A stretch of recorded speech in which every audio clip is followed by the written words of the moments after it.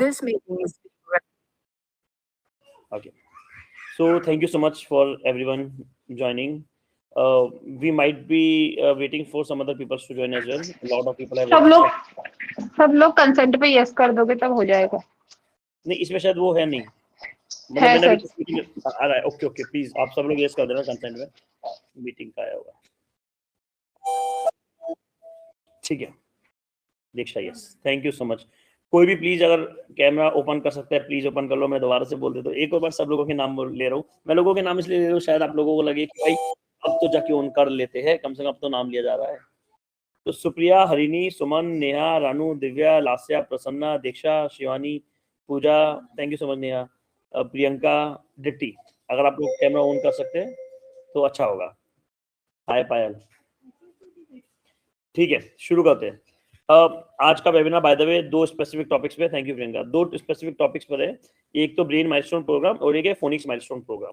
मैं कुछ basic pointers के से स्टार्ट करूंगा। पहले तो सबसे पहले ब्रेन की बात करते हैं, फिर फोनिक्स की बात करेंगे। पहले ब्रेन के बारे में पढ़ते हैं कि ब्रेन क्या है एंड ऑल।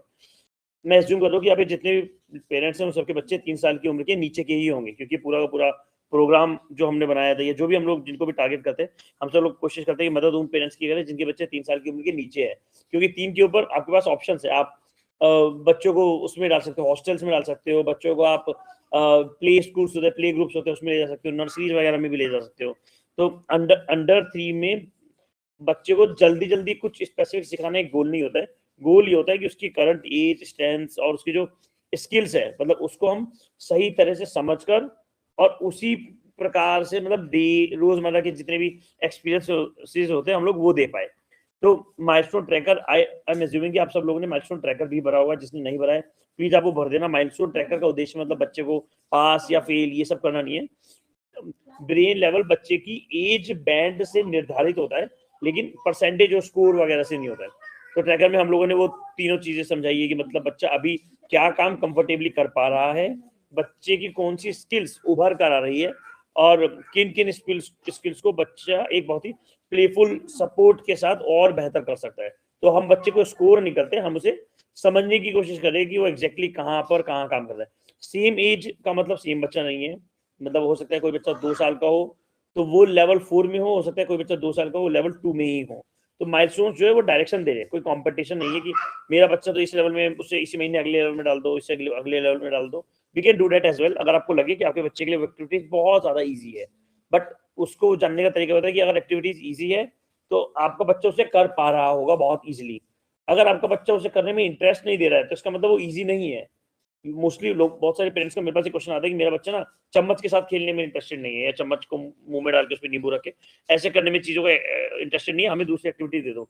तो अगर बच्चा वो इंटरेस्टेड, हाँ अगर इंटरेस्टेड नहीं है तो पेरेंट्स को लगता है कि वो इजी एक्टिविटी है इसलिए इंटरेस्टेड नहीं है। ऐसा नहीं है, इंटरेस्टेड इसलिए नहीं क्योंकि आपने उसके लिए डिसिप्लिन बिल्ड नहीं करा। तो वो स्पेसिफिक जो वो टेंट्रम्स वगैरह जो भी वो लूज आउट कर रहा है, जिसको हम लोग टेंट्रम्स कहते हैं लूज लैंग्वेज में, वो जो उन चीजों को लूज आउट कर रहा है उस वजह से उसका एक स्पेसिफिक डिसिप्लिन नहीं बना है। अब आपको डिसिप्लिन बनाना होता है। तो ब्रेन माइलस्टोन प्रोग्राम मतलब इस पूरी की पूरी वेबिनार में मैं कुछ बेसिक टॉपिक्स डिस्कस करूंगा।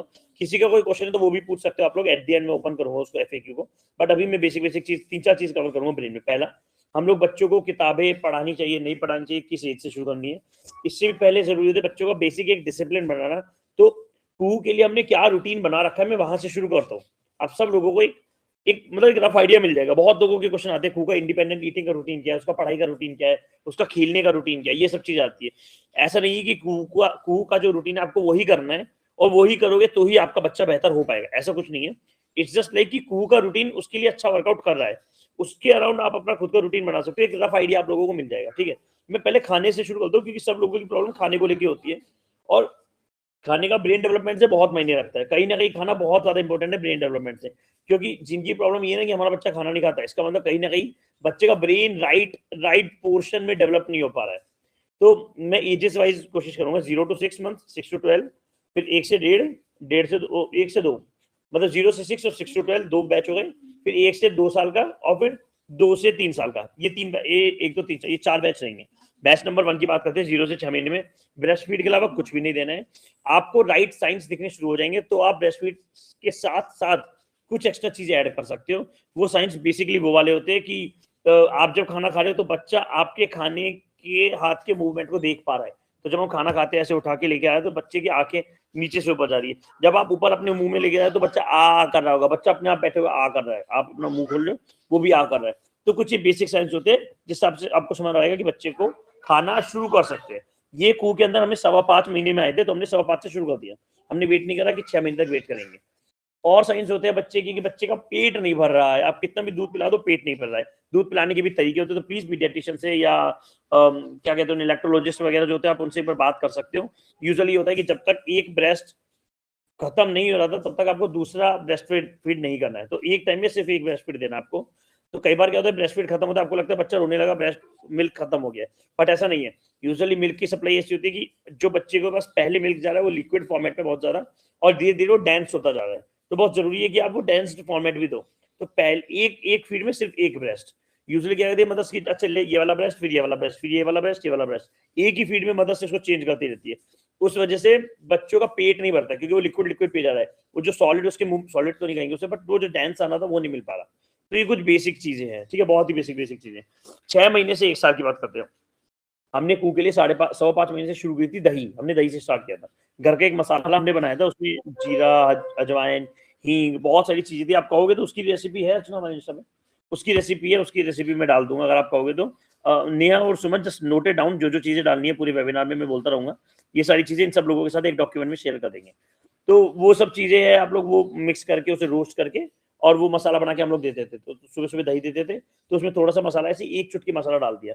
दिन भर में कुछ भी दिया। स्टार्टिंग दही से होती थी कि करीबन आप मान लो 10 दिन 8-10 दिन के आसपास हमने सिर्फ और सिर्फ दही दी थी। दही में थोड़ा सा वो मसाला डाल देते थे।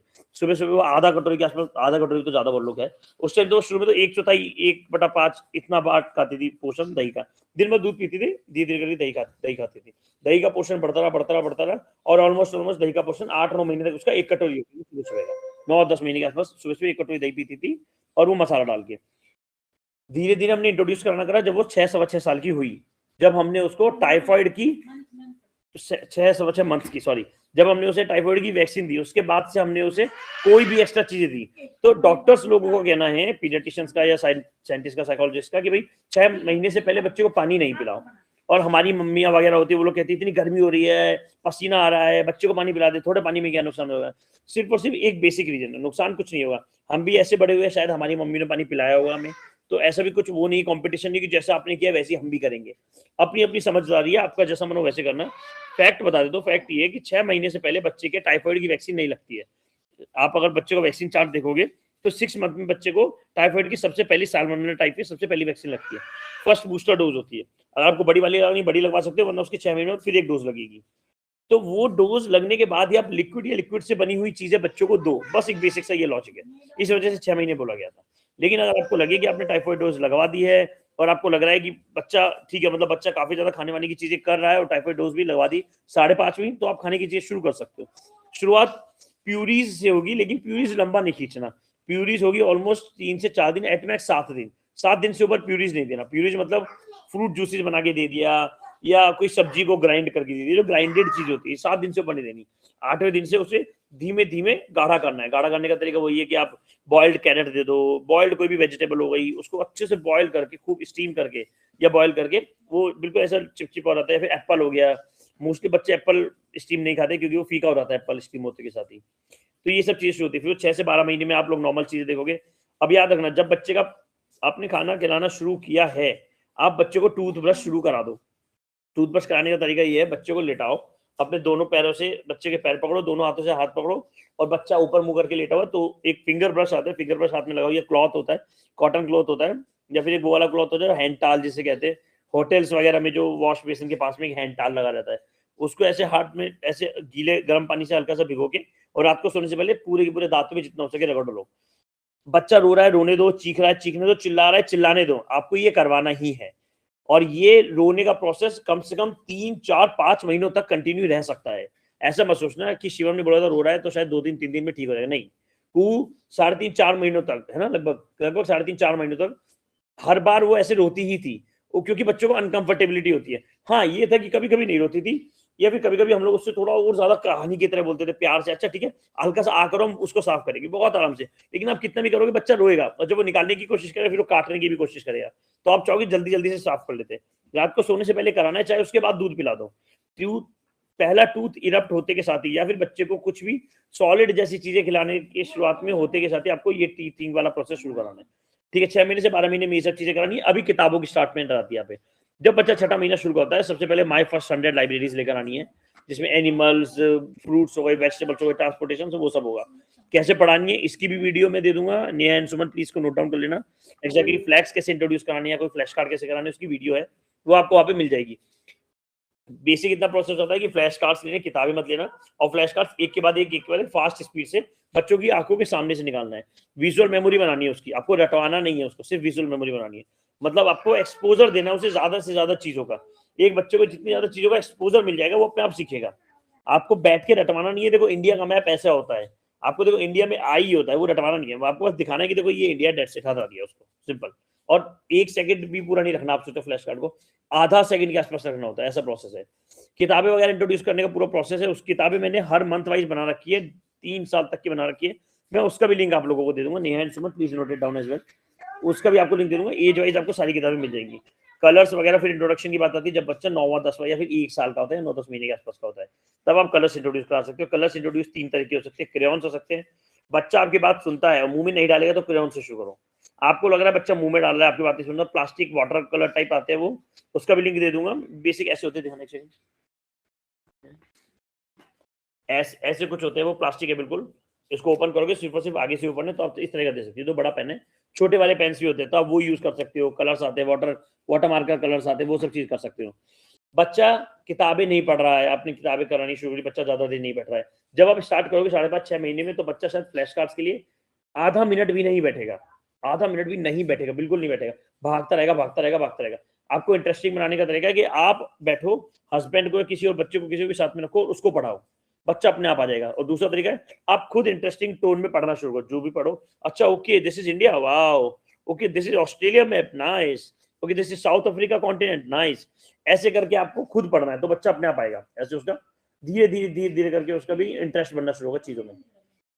जब ये सारा प्रोसेस आपका साल भर का ये सारा प्रोसेस हो रहा है, आपको बच्चे को इंडिपेंडेंट रीडिंग 8वें 9वें महीने से शुरू कर देनी चाहिए मेरे हिसाब से। तो हमने कू को इंडिपेंडेंट रीडिंग 8th मंथ से शुरू करी थी, या 9th के आसपास शुरू करी थी, और 13th मंथ तक वो कंप्लीटली इंडिपेंडेंट ईटिंग कर रही थी। मतलब फिर वो चम्मच का खाना हो, हाथों से खाना हो, दाल पीनी हो, दूध पीना हो ग्लास से, मतलब हर चीज वो 13 मंथ से सब कुछ अपने हाथों से करती थी। लेकिन ये जर्नी शुरू थी 7th या 8th मंथ के आसपास से, जब हम धीरे धीरे करके उसे चीजें देते थे, अपना आप करो, अच्छा नहीं आज आपको पानी अपना आप पी के दिखाना है, चलो ट्राई करो। पानी पीने से पहले पानी लेकर आना है, किसी को दे के आना है। एक गिलास में 1/4 गिलास दे दो, और गिलास बच्चे को दे दो, बोलो जाओ देके आओ पापा को, तो 1-2 बार शायद गिर जाएगा, तो गिरने दो, बच्चों को गिरेंगे, गंदा करेंगे, गंदा करने दो, थोड़ा टाइम लगेगा, लेकिन ये टाइम लगेगा। अभी आई नो कि 4 महीना बड़ा टाइम होता है, आप कहोगे कि 8 महीने से 13 महीना, पूरे 5 महीने का डिफरेंस है। बट ये 5 महीना अगर आपने उस टाइम एक तरीके से कर लिया, तो आप देखोगे धीमे धीमे ग्रोथ भी। ऐसा नहीं है कि 5 महीना कुछ भी नहीं किया, कूने और एकदम 13वें महीने एकदम लो मैं तो खुद खा लूंगी, ऐसा नहीं होता है। धीमे धीमे आप देखोगे माइलस्टोन्स अचीव हो रहे हैं, लेकिन वो ऐसा है कि मतलब महीने में एक बार आपको दिखाई देगा, इस तरह के माइलस्टोन्स होते हैं वो, क्योंकि छोटे छोटे माइलस्टोन है। लेकिन एक बार आपने वो सिखा दिया बच्चे को, तो उसके बाद आपकी लाइफ इजी हो जाएगी बहुत। आप किचन में खाना बना रहे हो, बच्चा अपने आप खाना खा रहा है, आप कुछ भी काम करो, बच्चा अपने आप खाना खा लेगा। और ये खाना खाने तक सीमित नहीं है, इंडिपेंडेंट ईटिंग मतलब इंडिपेंडेंट खेलेगा भी, इंडिपेंडेंट मतलब हर चीज वो इंडिपेंडेंट करेगा, फिर वो पढ़ेगा भी इंडिपेंडेंटली। तो इंडिपेंडेंसी बहुत जरूरी है। बाहर के देशों में वो लोग अपने बच्चों को इंडिपेंडेंसी ऑलमोस्ट 5.5-6 महीने जब सबसे पहले खाना देते हैं ना, कुछ भी देते हैं, वो उठा के बच्चे के सामने रख देते हैं। बच्चा ऐसे थप्पे मार रहा है, ऐसे उसके साथ खेल रहा है, ऐसे उठा उठा के खा रहा है, लिक्विड वाली चीज को भी ऐसे उठाने की कोशिश कर रहा है, उसको खा रहा है। धीमे धीमे उसे समझ आता है कि यार मैं तो मेहनत बेकार कर रहा था, तो वैसे 2 उंगलियां भिगो के खाने की कोशिश कर रहा है, फिर वो चम्मच पास रखी है, चम्मच को ट्राई आउट कर रहा है। बाहर इतना ज्यादा ओपन होती है ये चीजें कि वो लोग, मतलब बाहर इन सेंस की यूएस और यूके वगैरह में, वहां पे यूजुअली पेरेंट्स लोग बच्चों को इतना एक्सपोजर इतना अच्छा दे देते हैं कि बच्चे 1 से 2 महीने के अंदर सब कुछ सीख जाते हैं। इंडिया में ये चीज थोड़ा लेट होती है, क्योंकि सास ससुर भी है, ज्वाइंट फैमिलीज भी है, प्लस हमें अवेयरनेस नहीं है, हमें राइट अवेयरनेस नहीं। हम लोगों ने इतने सारे व्हाट्सएप ग्रुप्स ज्वाइन कर लिए होते हैं, हमने इतने सारी कम्युनिटी ज्वाइन कर ली होती है, एप्लीकेशन माइलो हीलो 5 वगैरह जो भी हम लोगों ने सारी सब ज्वाइन करी होती है, उसके बावजूद भी एक वो राइट गाइडेंस नहीं मिलती है। हमें गाइडेंस मिलती है तो क्या, हमें वो मिलती है जो नॉर्मल यूट्यूब पे मिल जाती है, कि माँ को दूध बढ़ाने के लिए कौन कौन सा प्रोटीन पाउडर लेना चाहिए, वो प्रोटीन पाउडर किस तरह का मिलता है, तो वो बेसिक जनरलाइज बात है जो एनीवेज आपकी सास और आपकी भाभी वगैरह भी आपको बता सकती है। जो जरूरी है वो ये कि बच्चे का ब्रेन डेवलप कैसे करना है। अब बात करते हैं वेट और हाइट वाली, क्योंकि इंडिपेंडेंट और ब्रेन के बीच में एक चीज मेजर आती है हाइट और वेट की। सबको टेंशन होती है मेरे बच्चे का वजन नहीं बढ़ रहा है। वजन के लिए एक चार्ट भेज दूंगा हमने। Shivam, a question related to your eating habits. Please please पूछिए। अब मुझे ये पूछना था कि जैसे आप ये अगर किसी ने 6-7 महीने में स्टार्ट नहीं किया इंडिपेंडेंट ईटिंग, तो क्या वो 2 साल के बाद कर सकता है? बिल्कुल कर सकते हो। डिपेंड करता है कि आपने क्या मतलब और कुछ और कोई भी चीज इंडिपेंडेंटली करता है वो, वॉशरूम पॉटी या फिर क्लोथ्स इंडिपेंडेंटली फोल्ड करना, ग्लास को एक जगह से उठा के पानी लेके पी के फिर वापस ग्लास रखना, या बर्तन धोना, कोई भी काम है जो इंडिपेंडेंट करता है। हाँ हाँ, वो वॉशरूम के लिए खुद ही बताते हैं, फिर उसको ले जाना होता है अंदर के लिए। ओके, नहीं बता दो कितने साल का, 2 साल का ना।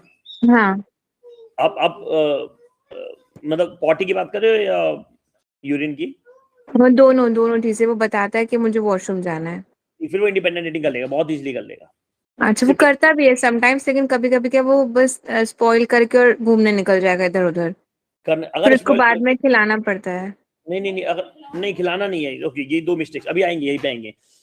अब आपने बोल दिया पॉइंट, तो मैं बता देता हूँ बस सबको। अगर बच्चा खाना खा रहा है अपने आप जितना खा सकता है, वो चाहे 1 चम्मच खा रहा है और वो चाहे 4 साल का बच्चा है, मैं दोबारा बोल रहा हूँ, अगर 4 साल का बच्चा भी है, आप लोगों के बच्चे तो फिर भी 1 2 3 साल के होंगे, मैं 4 साल का बच्चा भी है, 5 साल का बच्चा, 5 के ऊपर की अलग कहानी हो जाती है, 5 साल तक का बच्चा भी अगर एक टाइम पे, एक मील टाइम में लंच में 1 या 2 चम्मच खा के उठ के भाग जा रहा है, तो उसको भागने दो, उसको जाने दो। आप उसके पीछे पीछे प्लेट लेके भाग रहे हो इसलिए वो भाग रहा है, वरना अगर आपको लग रहा है वो भाग रहा है बिना प्लेट लिए भागे भी, तो ठीक है उसे जाने दो, बस उसे अवेयर कर दो।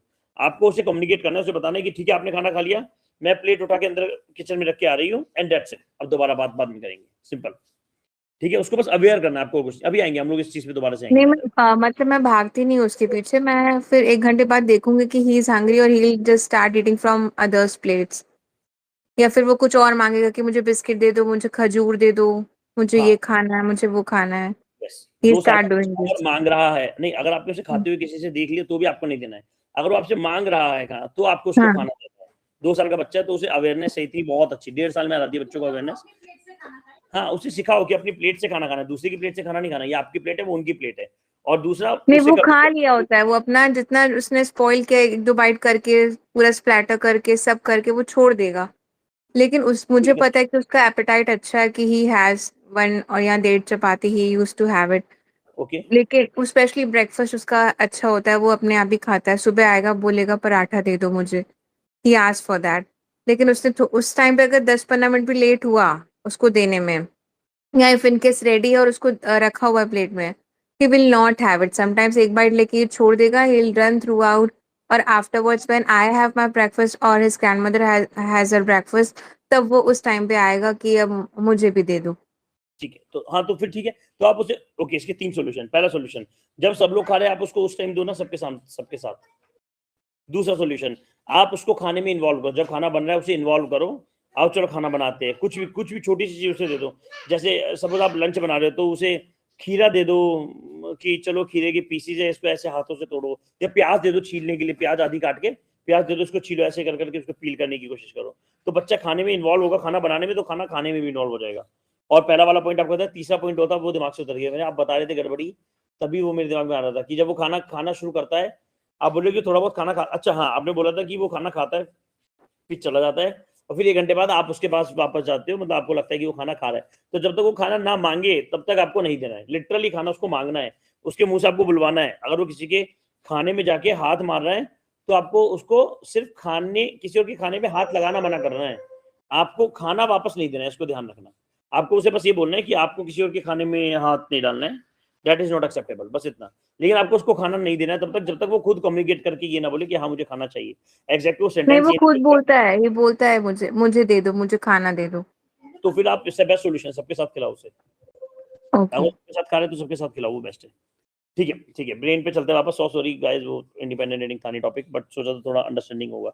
हाँ, तो ब्रेन का वो मैं बता रहा था कि ब्रेन, अब ब्रेन डेवलपमेंट वेट वाला पार्ट पे हम लोग आ रहे थे। बच्चों की ये एज है, बच्चे का ये वेट है, स्ट्रेस बिल्कुल भी नहीं लेनी। आप इस 3 चीज पे ध्यान देना अगर आपको वेट की दिक्कत हो रही है। पहला, पीडियाट्रिशियन से दिखवा लेना, आपको लगेगा थोड़ी। दूसरा, आयरन प्रोफाइल, कैल्शियम D3 और CBC, ये 4 टेस्ट करा लेना। और तीसरा, आप सिर्फ इस चीज पे ध्यान देना कि आपका बच्चा एक्टिव है कि नहीं है। और एक्टिव का मतलब दो तरह का एक्टिव होता है। एक तो है कि दिन भर घर में भागता रहता है, दिन भर घर में भागना तो चलो बेसिक एक्टिव है, वो पैसिव एक्टिव वो तो होता है।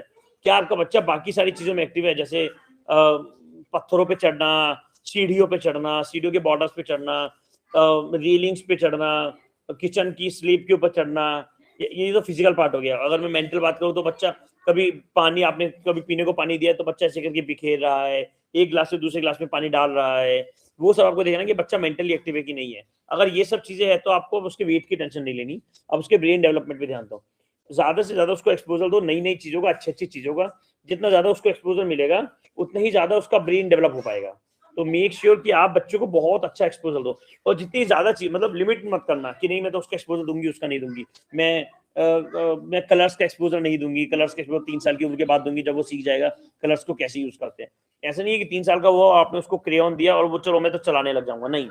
3 साल की उम्र से पहले 1.5 साल के आसपास वो क्रेयॉन्स से रिलेटेड चीजें उसकी आंखों के सामने आएंगी, वो ट्राई करे, तब कर करके वो 3 साल के बच्चे या 2.5 साल के 3 साल के बच्चे जो आप इंस्टाग्राम पे देखते हो, जो लोग जिनके बच्चे बहुत अच्छी ड्राइंग्स करते हैं, उनको 1.5 साल में, 1 सवा साल में, 8 9 10 महीने में एक्सपोजर मिलता है कलर्स का। सो दिस इज समथिंग, ये आप लोगों को मतलब ये मेंटेन करके रखना है। इसके अलावा अगर मैं ब्रेन डेवलपमेंट के बेसिक 4 कॉन्सेप्ट्स की ओर बात करूं, जो डेवलपमेंटल मतलब डेवलपमेंट आइसोलेटेड सब्जेक्ट्स थे उनके अंदर नहीं होता है। आप ऐसे समझो कि एक सिंपल एक्टिविटी बहुत सारी स्किल्स के साथ सपोर्ट कर सकती है। जैसे बॉल है, आपके हाथ में बॉल है और बॉल को आप रोल कर रहे हो, तो आप बॉल को रोल करके बच्चे को बॉल को एक अटेंशन सिखा रहे हो कि बच्चे को इस तरह से रोल करना है। उसको टर्न मारना आता है कि मतलब बॉल ऐसे करके टर्न होगी, बॉल उछालना आएगा, बॉल को पटकना आएगा, लो बॉल आ गई मेरे पास, बॉल को पटकना आएगा, बॉल को थ्रो करना आएगा, बॉल को पकड़ना आएगा, उसको एक हाथ से दूसरे हाथ में करना आएगा। तो आपके पास दुनिया भर की कोई भी चीज घर में हो, आप एक ही चीज से 3 साल की उम्र तक आपके घर की ही बनी बनाई चीजों के इस्तेमाल से बच्चे को का ब्रेन डेवलप बहुत अच्छा कर सकते हो। और बिलीव मी, अपने उसमें बता रहा हूँ, मतलब अपने खुद के एक्सपीरियंस के बेसिस पे, कि 3 साल तक के बच्चे को आप जो बाहर स्कूल्स में, अभी आजकल के टाइम के जो स्कूल्स में 4 साढ़े 4 साल तक के बच्चों को आता है, वो आप अपने घर में 3 साल के बच्चों को भी करा सकते हो। और घर की चीजों से, बहुत रेयरली आपको बाहर की चीज इस्तेमाल करनी होगी, घर की चीजों से, ग्लास से, कटोरी से, बॉल से। अब एक बॉल का एग्जांपल दे रहा था, तो आप बच्चों को ऐसे थ्रो करना सिखा सकते हो। अगर आपका बच्चा 1.5 साल का हो गया, खुद के हाथों में ऐसे उछालना शुरू कर सकते हो, किसी और को थ्रो करना सिखा सकते हो, सामने ग्लास की 4 लाइन लगा सकते हो, बोल सकते हो चलो उसे थ्रो करके उस ग्लास को गिरो, फिर 4 से उनको 7 बना दो, 7 से 25 बना दो। या कटोरिया दे सकते हो, बॉल्स को ऊपर उछालना दिखा सकते हो, बॉल्स को 1 टिप करके किसी बॉक्स में डालना सिखा सकते हो, फिर 2 टिप्स करके उसमें बॉक्स में, फिर 3 टिप्स करके, फिर डायरेक्ट थ्रो करके सिखा सकते हो। तो बहुत सारी चीजें एक ही सिर्फ और सिर्फ एक प्रोडक्ट से या एक एलिमेंट से हो सकता है। तो इस चीज का खास ध्यान देना कि बच्चों का ब्रेन डेवलपमेंट पे ज्यादा फोकस करना है, खाने पे फोकस नहीं करना है। किताबें इंट्रोड्यूस करानी है, जितनी जल्दी हो सके उतना बेहतर है। मतलब हमने तो कू को 5.5-6 महीने के आसपास कराई थी, और मैं प्रेफर 6 में इसलिए करता हूँ क्योंकि बच्चा 6 महीने तक ना, मतलब करने को तो आप 2.5-3 महीने से शुरू कर सकते हो। वो जो black and white and contrasting images होती है, आप वो शुरू कर सकते हो, कोई दिक्कत नहीं है। लेकिन मुझे 6 महीने इसलिए एक राइट एज इसलिए लगती है क्योंकि कू 6 महीने तक अपनी आंखों पे कंट्रोल करती थी। जैसे आप लोगों ने देखा होगा, बच्चे बचपन में, मतलब थोड़ी लूज लैंग्वेज में बोलूं तो हम लोग उसे बहंगा पाना कहते हैं, कि मतलब आंखें कंट्रोल नहीं कर पाना। तो ये बहुत कॉमन चीज होती है बच्चों के अंदर, बहुत ही कॉमन है, और ये बीमारी नहीं है, इट्स जस्ट अ वेरी, मतलब एक माइलस्टोन मान लो आप, एक माइलस्टोन है। बच्चे 1.5-2 महीने के आसपास काम को करते हैं, और कुछ बच्चों का 5-6 महीने तक भी लग जाता है टाइम इस आंखों को कंट्रोल करने में। तो आई वुड सजेस्ट कि 6 महीने से पहले किताबों का ज्यादा एक्सपोजर ना दो, नेचर का दो, एनवायरमेंट का दो, बाहर घुमाने लेके जाओ, कभी ट्रैक पे ले गए, बेबी बेल्ट खरीद ली, बाहर सड़कों पे घुमा रहे हो, नए नए लोगों से मिलवा लो। बट किताबों वाला एक्सपोजर अगर 6 महीने से दो तो बेहतर है, उससे पहले भी दो तो भी चलेगा, बट 6 महीना से लेट नहीं होना चाहिए। अगर किसी का लेट हो गया है तो हम लोग है उसके लिए, उसकी कोई दिक्कत नहीं है। उसके बाद क्या किताबें शुरू करनी है, मैं उसके लिए भी आपको वो जो लिंक दूंगा उसमें आपको सारी किताबें मिलेंगी, एज वाइज आप उन किताबों को शुरू कर सकते हो। लिखने के लिए बच्चे को 2.5 साल की उम्र से पहले कोशिश करना ना दो लिखने के लिए, लिखने की बात कर रहा हूं मैं। अगर कलरिंग की बात हो गई, थंब प्रिंट्स की बात हो गई, या स्केचिंग की बात हो गई, या बेसिक ट्रेसिंग की बात हो गई, सर्कल्स के ऊपर सर्कल बनाने का, तो आप वो ऑलमोस्ट 2.25 साल से शुरू कर सकते हो। और कलरिंग या थंब प्रिंट्स हो गई, ये सब आप लोग 1 साल की उम्र से भी शुरू कर सकते हो। तो ब्रेन डेवलपमेंट के कुछ ये बेसिक फॉर्मेट्स है। अंडर 3 के जो बच्चे होते हैं उनकी लर्निंग का सबसे बड़ा क्लासरूम आपके खुद के घर पे है। जैसे कपड़े रखते समय बच्चे को बोलना कि चलो कपड़े सॉर्ट करो, मैं कपड़े फोल्ड कर रही हूँ, 1.5-2 साल का बच्चा है, उसे बोलो कि मुझे सॉक्स दे दो, सेम कलर की सॉक्स दे दो, मुझे पैंट्स दे दो, शर्ट्स दे दो, बनियान दे दो, पजामा दे दो। नहाते समय बच्चे के बॉडी पार्ट्स की वोकैबुलरी कराओ। मैंने सोप हाथों में रब किया, चलो आपके शोल्डर पे रगड़ते हैं, आपकी एल्बोज पे रगड़ते हैं, आपकी पाल्म पे रगड़ते हैं, आपकी रिस्ट पे लगाते हैं, ऐसे कर करके बच्चे की बॉडी पार्ट्स की वोकैबुलरी को। खाना बनाते समय बच्चों को नीमिंग और काउंटिंग करवाओ। चलो this is salt, this is sugar, this is cumin, ये जीरा है, आप हिंदी इंग्लिश जिसमें भी आप लोग यूज करते हो लैंग्वेज। किचन में बच्चों को इन्वॉल्व करोगे जितना, उतना बच्चा खाने में इन्वॉल्व होगा, इसको ध्यान देना। क्योंकि बच्चा किचन में अभी कह रहा है ना, आप ऐसे समझो कि आपने बच्चे के सामने दे दिया आलू टमाटर, अब बच्चे को आलू टमाटर की सब्जी दिख रही है, उसमें ना उसे आलू दिख रहा ना टमाटर दिख रहा, आप बोले आलू टमाटर खा ले, उसको है कि मतलब ना मुझे पता आलू क्या है, ना मुझे पता टमाटर क्या है, मैं इसको क्या खा लूं, और फिर उसको इरिटेशन आती है, वो खाना शुरू कर रहा है, उसे मजा नहीं आया, छोड़ दिया। लेकिन जब आप बच्चे से वही आलू टमाटर बनवाओगे, बनवाना नहीं है, जस्ट उसे दिखाना है कि देखो दीज आर पोटैटोज, अभी हम इसको पील कर रहे हैं, इसको काट रहे हैं, इसको साइड में रख दिया, पानी में भिगो के रख दिया, का लेना पड़े।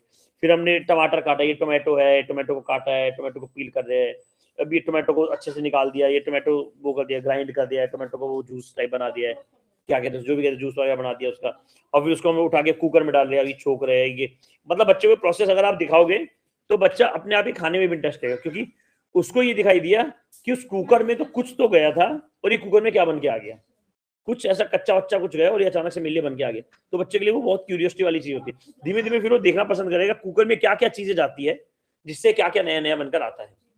तो आप बच्चों को जितना ज्यादा किचन में इन्वॉल्व करोगे, चाहे लड़का हो चाहे लड़की हो, जितना ज्यादा किचन में इन्वॉल्व करोगे, आप देखोगे कि बच्चा बहुत अच्छी तरह से इन्वॉल्व हो रहा है, मतलब खाने में भी इन्वॉल्व हो रहा है। क्योंकि जब खाना खिलाओगे तो आप देखोगे उसमें वो टोमेटो निकाल रहा है अलग से, देख रहा है कि अच्छा टोमेटो है, ये पोटैटो है, ये हरी मिर्च है, तो उन चीजों को बच्चा बहुत अच्छी तरह से समझ पाएगा। ठीक है, और बच्चा कोई भी चीज रिपीट कर रहा है तो रिपीटिशन अपने आप में फेलियर नहीं है। आपको सिर्फ इतना काम करना है, अंडर 3 इयर्स के नीचे के जो बच्चे होते हैं उनको एक एक्टिविटी दोबारा करना, बोरिंग लगना, ये दोनों चीज एक मतलब बहुत आवश्यक पार्ट नहीं है। आप ऐसा समझो कि बच्चा पहले किसी भी चीज को ऑब्जर्व कर सकता है, फिर हो सकता है थोड़ा सा इमिटेट करेगा, पुक करने की कोशिश करेगा, छूने की कोशिश करेगा, फिर धीरे धीरे कोशिश करेगा आपके साथ करेगा, फिर कोशिश करेगा इंडिपेंडेंटली करेगा, उसके बाद में जाके उसकी उस स्किल को एक अपने आप को एक नए कॉन्टेक्स्ट में यूज करेगा। जैसे कुछ भी हो सकता है, आप मान लो कलर कराना सिखाओ या कोई भी चीज कराओ, उसके बाद जाके हो सकता है वो खुद इंडिपेंडेंटली करके उस चीज को करेगा। तो बच्चे को हर दिन बिल्कुल नई नई एक्टिविटीज नहीं करानी है, सही एक्टिविटी बिल्कुल राइट मीनिंगफुल रिपीटिशंस में कराने हैं। लेकिन हाँ, एक इसमें 2 कॉन्सेप्ट आता है, अगर आप सेम ही चीज बच्चे को डेली डेली कराते रहोगे सेम ही चीज, तो बच्चे का अगेन वो न्यूरॉन्स अच्छे से डेवलप नहीं हो पाएंगे। मान लो आप बोलो बच्चों को चलो बैट बॉल खेलते हैं, और वो डेली बैट बॉल खेल रहे हैं, आप बैट बॉल को बॉल बना लो, उसको बैट के साथ, बड़ी बॉल के साथ बैट के साथ, छोटी बॉल के साथ प्ले आउट करो, बच्चों को सिर्फ और सिर्फ बच्चे को बॉल थ्रो करने को दे दो। आज ट्राई करो बड़ी वाली बॉल दी है, कल ट्राई करो थोड़ी सी छोटी वाली ट्राई करके देखो, क्या बच्चा छोटी बॉल जब उसके ऊपर फेंकी जा रही है, क्या वो उसका डिस्टेंस और उसकी स्पीड दोनों के बेसिस पे अपने हाथ की पोजीशन बना पा रहा है कि नहीं बना पा रहा है। ठीक है, दूर के लिए ठीक। तो आपको ये सब चीजें बच्चों के साथ करानी है। एक्टिविटीज कंप्लीट होना अपने आप में प्रोग्रेस का एकमात्र अपने आप में प्रूफ नहीं होता है, बच्चे ने किस हिस्से में सबसे ज्यादा अधिक इंटरेस्ट लिया वो आपको जानना बहुत जरूरी है। तो जो भी लोग ब्रेन माइलस्टोन प्रोग्राम में अभी है, वो लोग प्लीज इन चीजों को ध्यान दिया करो कि बच्चा किस पर्टिकुलर बच्चा किसी एक्टिविटी की किस पर्टिकुलर पार्ट में सबसे ज्यादा इंटरेस्ट ले रहा है, या फिर क्या उसने कोई हेल्प मांगी या बिना हेल्प उसने कर दिया उसे, क्या उसने किसी भी तरह से इमिटेट करने की कोशिश करी, क्या उसने अपनी खुद की तरह से अपनी खुद की तरफ से कोई एक नया तरीका खोजने की कोशिश करी, या फिर आज उसका रिस्पॉन्स कल वाले रिस्पॉन्स से अलग था कि सेम था। ये सब चीज आप लोगों को समझने की कोशिश करी प्रोग्राम में। मतलब डेली मैनुअली चेकिंग पर निर्भर रहने के बजाय आप ये सोचो कि मतलब एज अ पेरेंट आप बच्चे के साथ उस एक्टिविटीज को कितना फ्रेंडली कर पा रहे हो। और इस बात को याद रखना, connection always comes before cooperation. आज बच्चा टायर्ड है, भूखा है, ओवर स्टिमुलेटेड है, अनइंटरेस्टेड हो सकता है कोई भी एक्टिविटी में, तो आपको एक्टिविटी फोर्स नहीं करनी। आपका एक काम है कि अब क्या बच्चा मतलब आप अपने बच्चे के लिए उस एक्टिविटीज को छोटा कर दो। क्या बच्चा उन एक्टिविटीज को छोटी एक्टिविटीज को कर सकता है, या फिर आप उन एक्टिविटी को सिंप्लीफाई कर दो पहले पार्ट के लिए। रिपीट बाद में करना, आप ऐसा कर सकते हो, एक बार आज करना तो इसके बाद इससे रिपीट 3 दिनों बाद करना, या फिर बच्चे की पसंद के ऑब्जेक्ट्स इन्वॉल्व कर दो उस पर्टिकुलर एक्टिविटी। तो आज बच्चे ने एक्टिविटी नहीं की, इसका मतलब ये नहीं कि बच्चा सीख नहीं सकता, इट्स जस्ट मींस कि शायद आज वो जोन नहीं था, कल दोबारा ट्राई करेंगे। हम लोग अपने वो मतलब हद का जो हमारा ब्रेन स्ट्रक्चर उसमें हम लोग 6 से 18 मंथ्स का होता है हमारा, वो 0.5 हो गया, 2 लेवल्स हो गए, सब अलग अलग में वर्कशीट्स वगैरह वो सब चीजें देते हैं। तो आप लोग उसकी भी इन्फॉर्मेशन चाहो तो सुमन से ले सकते हो।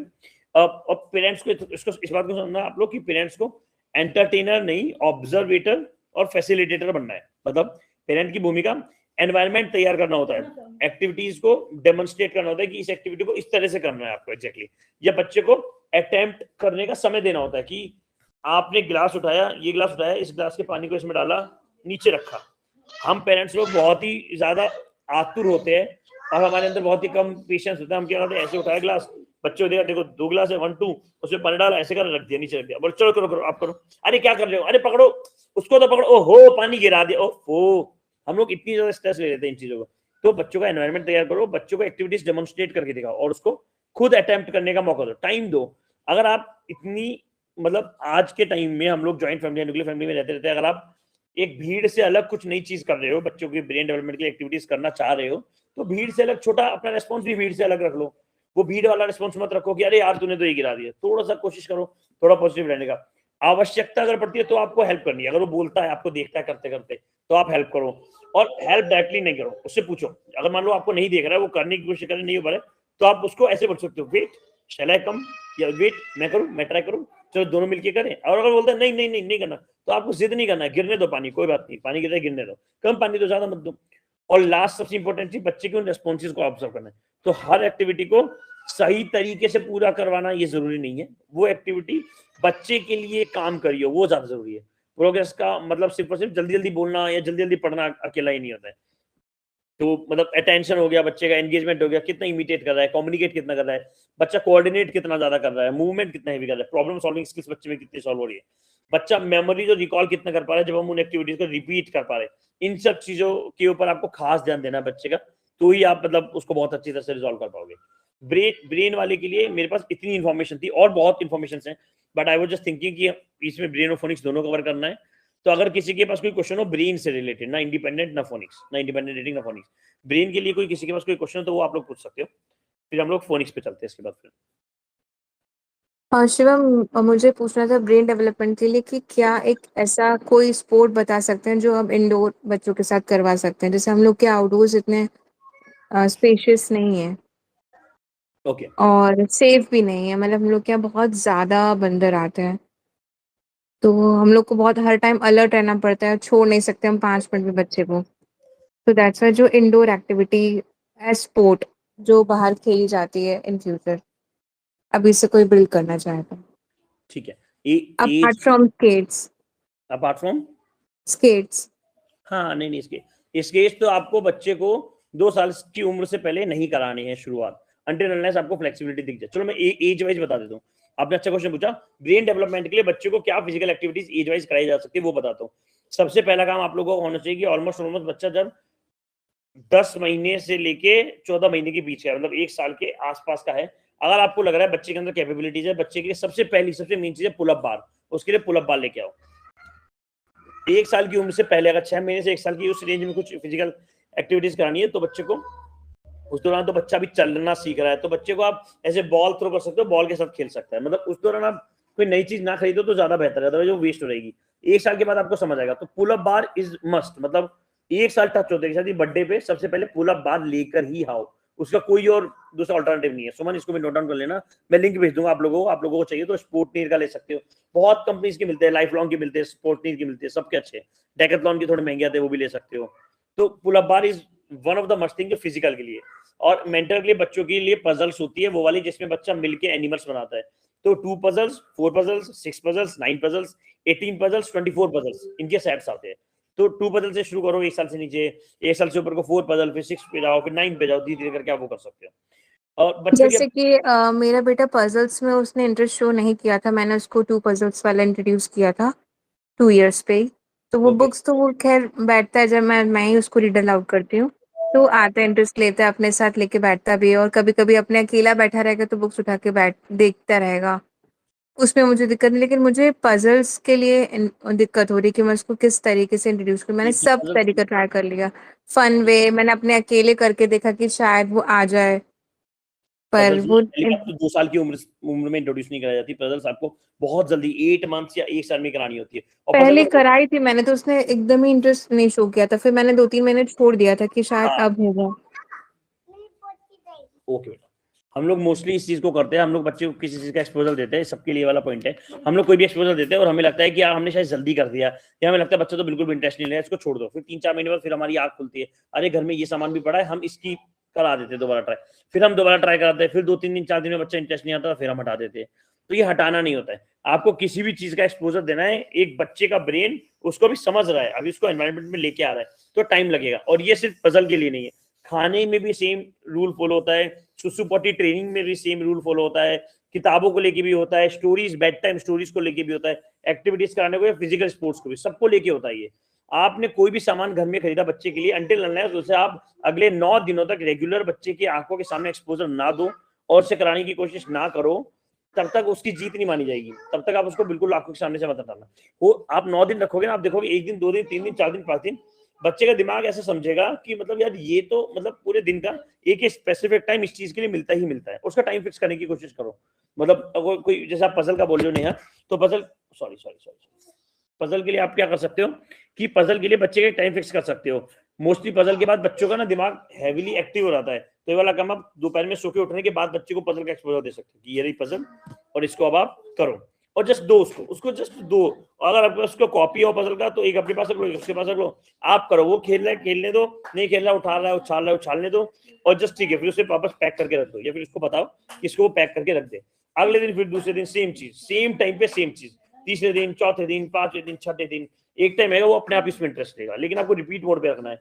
ऐसा नहीं कि उन्होंने करके छोड़ दिया, अगर आपको लगे इंटरेस्ट नहीं ले रहा, 10-15 दिन 20 दिन के अंदर लेगा इंटरेस्ट, लेकिन 8 दिन के अंदर आपको थोड़ा थोड़ा बदलाव दिख जाएगा। लेकिन 7-8 दिन में कितना भी ढीठ हो बच्चा, ढीठ इन सेंस कि बच्चा कितना भी ज्यादा रिलक्टेंट हो, 7-8 दिन में आपको कुछ ना कुछ तो डिफरेंस दिखना शुरू हो जाएगा। मैंने 3-4 दिन ट्राई किया था, तो फिर गिव अप कर दिया क्योंकि वो फिर फाड़ना स्टार्ट कर दिया था पजल को। फिर मैंने पजल सोचा कि फिर की पजल है, किस चीज की पजल है? जो कार्डबोर्ड की आती है ना, अच्छा, नहीं आजकल ना वो 2 पीस वाली। प्लास्टिक की आती है, वुडन पजल्स भी आती है, मतलब आप वैसे 2 साल का बच्चा, वो 2 साल का है ना, हाँ तो पजल्स फाड़ता है, वो किताबें फाड़ता है। हाँ, पजल स्पेशली फाड़ता है, किताबें भी कभी कभी फाड़ता है, लेकिन मैं हार्ड वाली जो रहती है, हार्ड कवर फिर वही लेती हूँ ताकि वो नहीं टेयर नहीं नहीं, कर पाए। तो आपको उसको बाउंड्री सेट करनी पड़ेगी, उसकी बाउंड्री सेट नहीं है।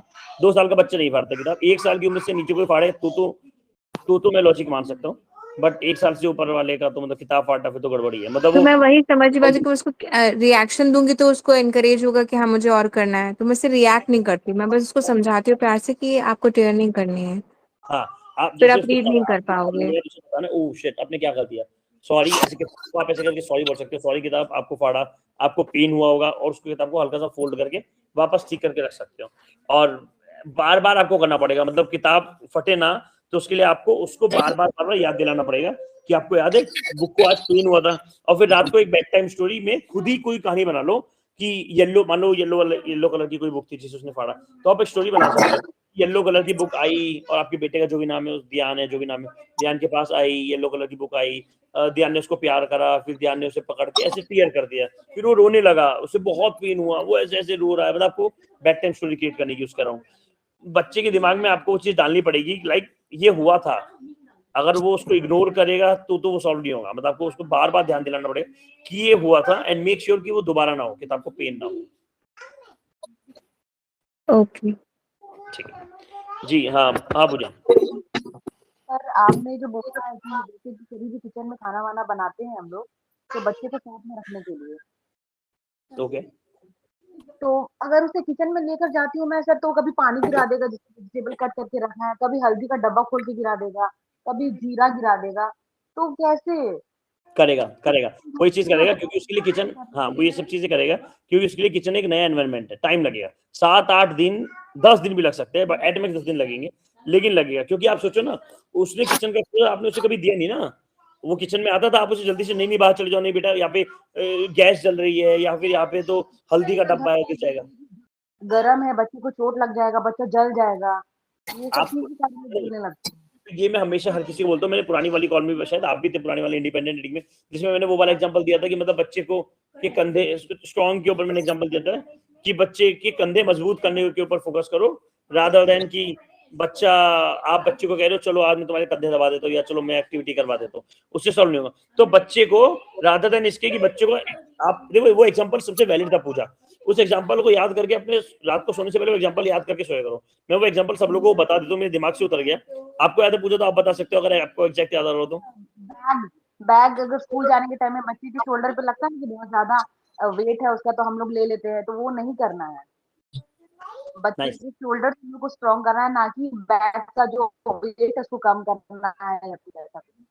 यस यस, पूजा की आवाज थोड़ी सी कट रही है, मैं बाकी सब लोगों को बाय द वे बता दूं एक छोटा सा पार्ट। जापानीज प्रोवर्ब है कि आप किसी भी फिशरमैन, किसी भी इंसान को, किसी भी गरीब को, भिखारी को, उसको पैसा मत दो, पैसा देने के बजाय उसे ही सिखा दो, या फिर पैसा, वहां पे तो एग्जांपल वो मछली वाला है कि आप उसे वो मछली मत दो, उसे ही सिखा दो कि मछली निकालते कैसे हैं।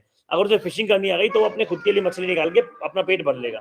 सेम गोज फॉर बच्चों की हेल्प के लिए, बच्चे को खाना खिला रहे हो, बच्चे को किचन में एंट्री ले रहे हो, या बच्चा स्कूल जा रहे हो उसका बैग पकड़ के लेके आ रहे हो। आजकल लोग 2-2 साल में भी, बच्चों को 1.5 साल में भी हमने देखा है बच्चों को प्ले ग्रुप में लोग डाल रहे हैं। तो बच्चे को, अगर आपको लग रहा है बच्चा इतना सक्षम है, आपका 1.5 साल का बच्चा जो नहीं है, लेकिन अगर आपको ऐसा लग रहा है 1.5 साल का बच्चा इतना सक्षम है कि उसे स्कूल में हम अकेला छोड़ के आ सकते हैं, तो वो इतना भी सक्षम है कि वो अपना बैग ले जा सकते हो और आ सकता है, लेके आ सकता है। तो आपको उसको बैग नहीं उठाना है, आपको बच्चे के कंधे मजबूत बनाने पे फोकस करना है, रादर देन कि दिखा तेरा कंधे का वजन मैं ले लेती हूँ, तू आराम से चल ले। तो ये जो आपने किचन वाला एग्जांपल दिया पूजा, तो आपको बच्चे को एक्सपोजर देना, आप जितना एक्सपोजर दोगे आप देखोगे वो डरना बंद हो गया। कू है, कू इनिशियली लटकने में बहुत, जैसे मैंने पुल अप बार का एग्जांपल दिया सब लोगों को, बच्चे ना लटकने में डरते हैं या फिर सीढ़ियों से चढ़ने में डरते हैं, उसका ये तो मतलब नहीं ना आप चढ़ना बंद करा दोगे।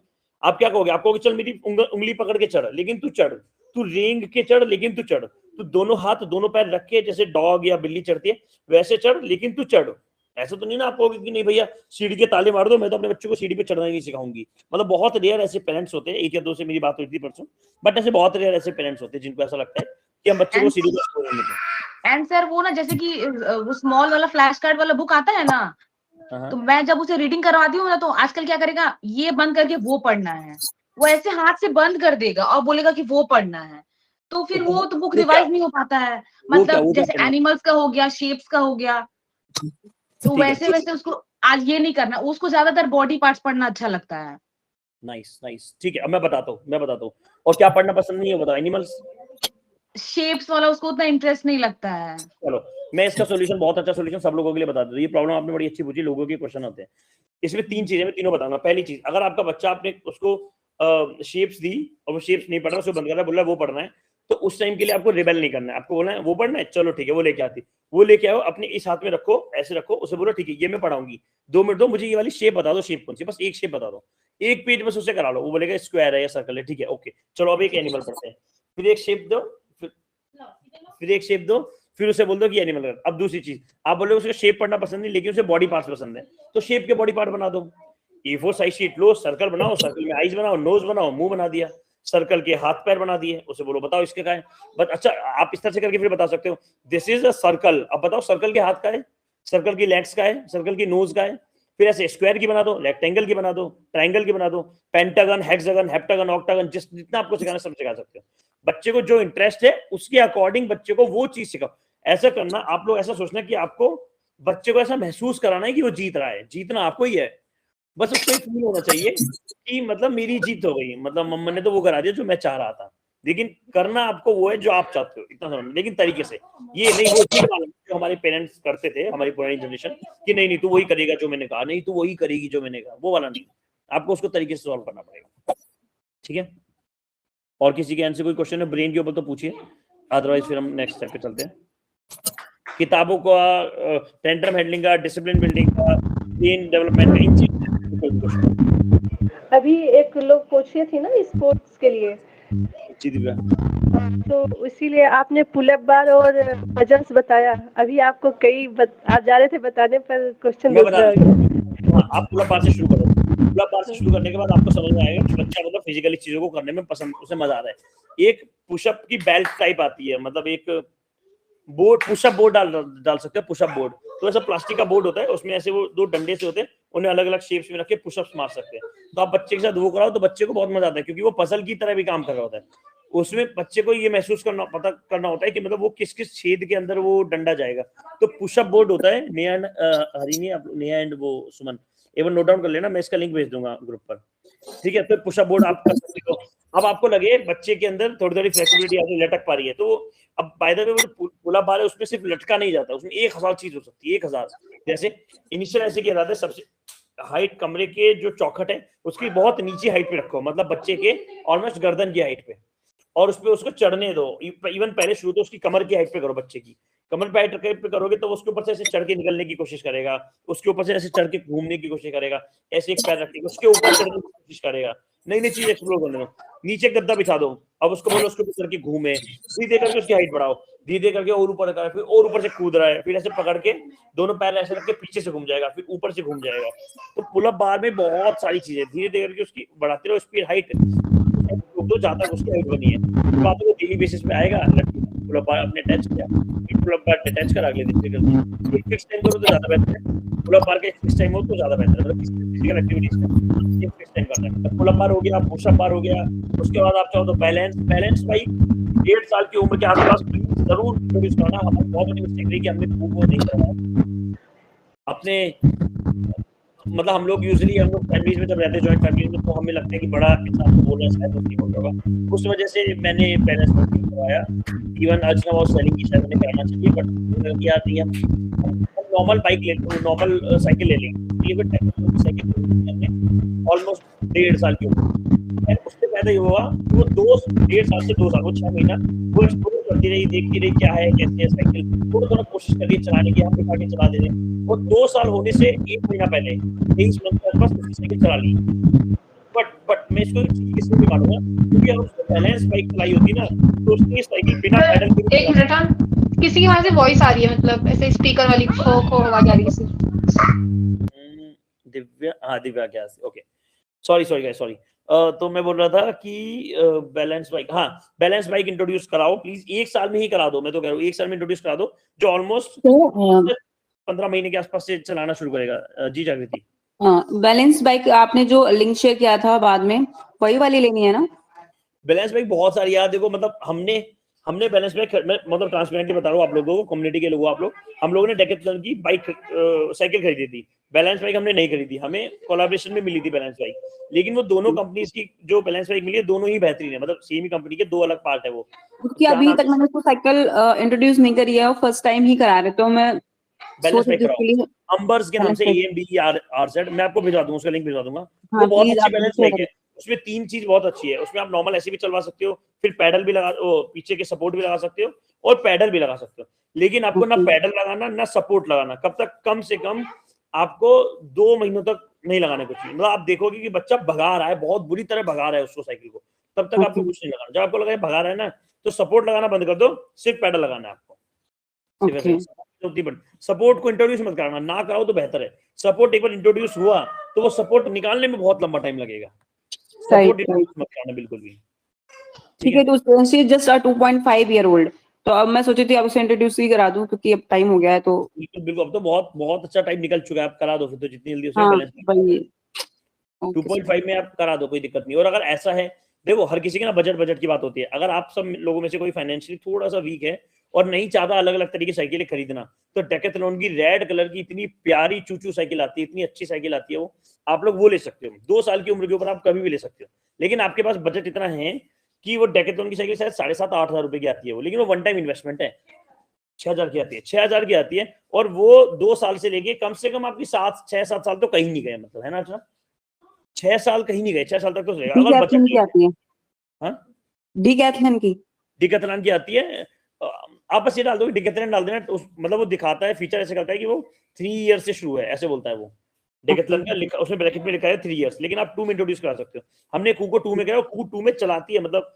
अब ऐसे नहीं कि पैर पूरे, लेकिन एक से धक्का देगी और फिर दूसरा वाला पैडल ऊपर आएगा, वो खुद ही चलाती है, लेकिन हमें टच नहीं करना होता, सपोर्ट लगा के, लेकिन चलाती है।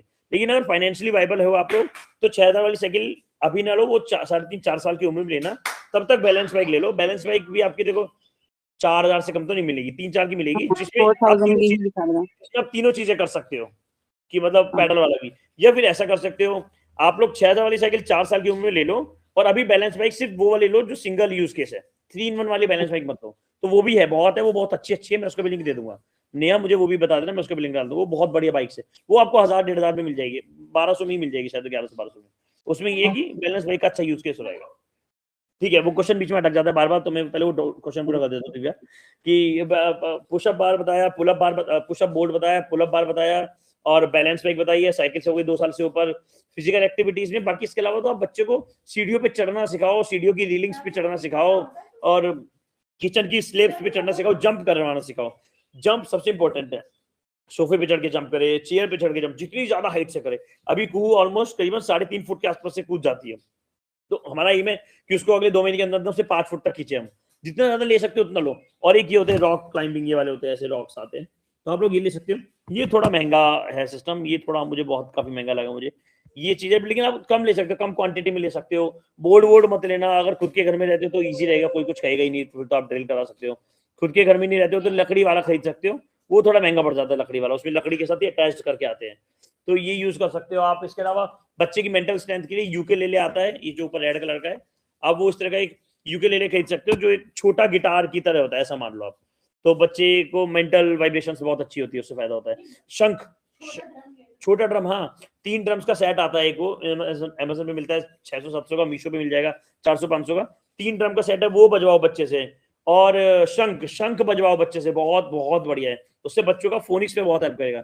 मैं वहां पूछने वाला था फोनिक्स में, बाय द वे, जब बच्चों को ये बोलना जब आ जाए बच्चों को, तो बहुत बेनिफिट रहेगा वो बच्चे के थायराइड ग्लैंड के लिए, और शंख बजाने में, दोनों में बहुत हेल्पफुल रहेगा, तो आप वो यूज कर सकते हो। मतलब जो हिंदू है वो कर सकता है, वैसे आई फील शायद शंख का हिंदू मुस्लिम से कुछ है नहीं, बट आप लोगों को अगर कोई हिंदू नहीं है और नहीं करना चाहता शंख, तो फिर बच्चों को ये वाली साउंड कराना शुरू कर सकते हो नॉर्मली किसी भी तरह से। तो ये सब है, मतलब मैं तो ये सब चीजें सजेस्ट करूंगा। इसके अलावा ज्यादा चीजें मत लो, मतलब देखो मेरा मानना है 3 साल की उम्र से पहले ज्यादा चीजें मत लो, जितना लिमिटेड आपको लगे बस वही लो।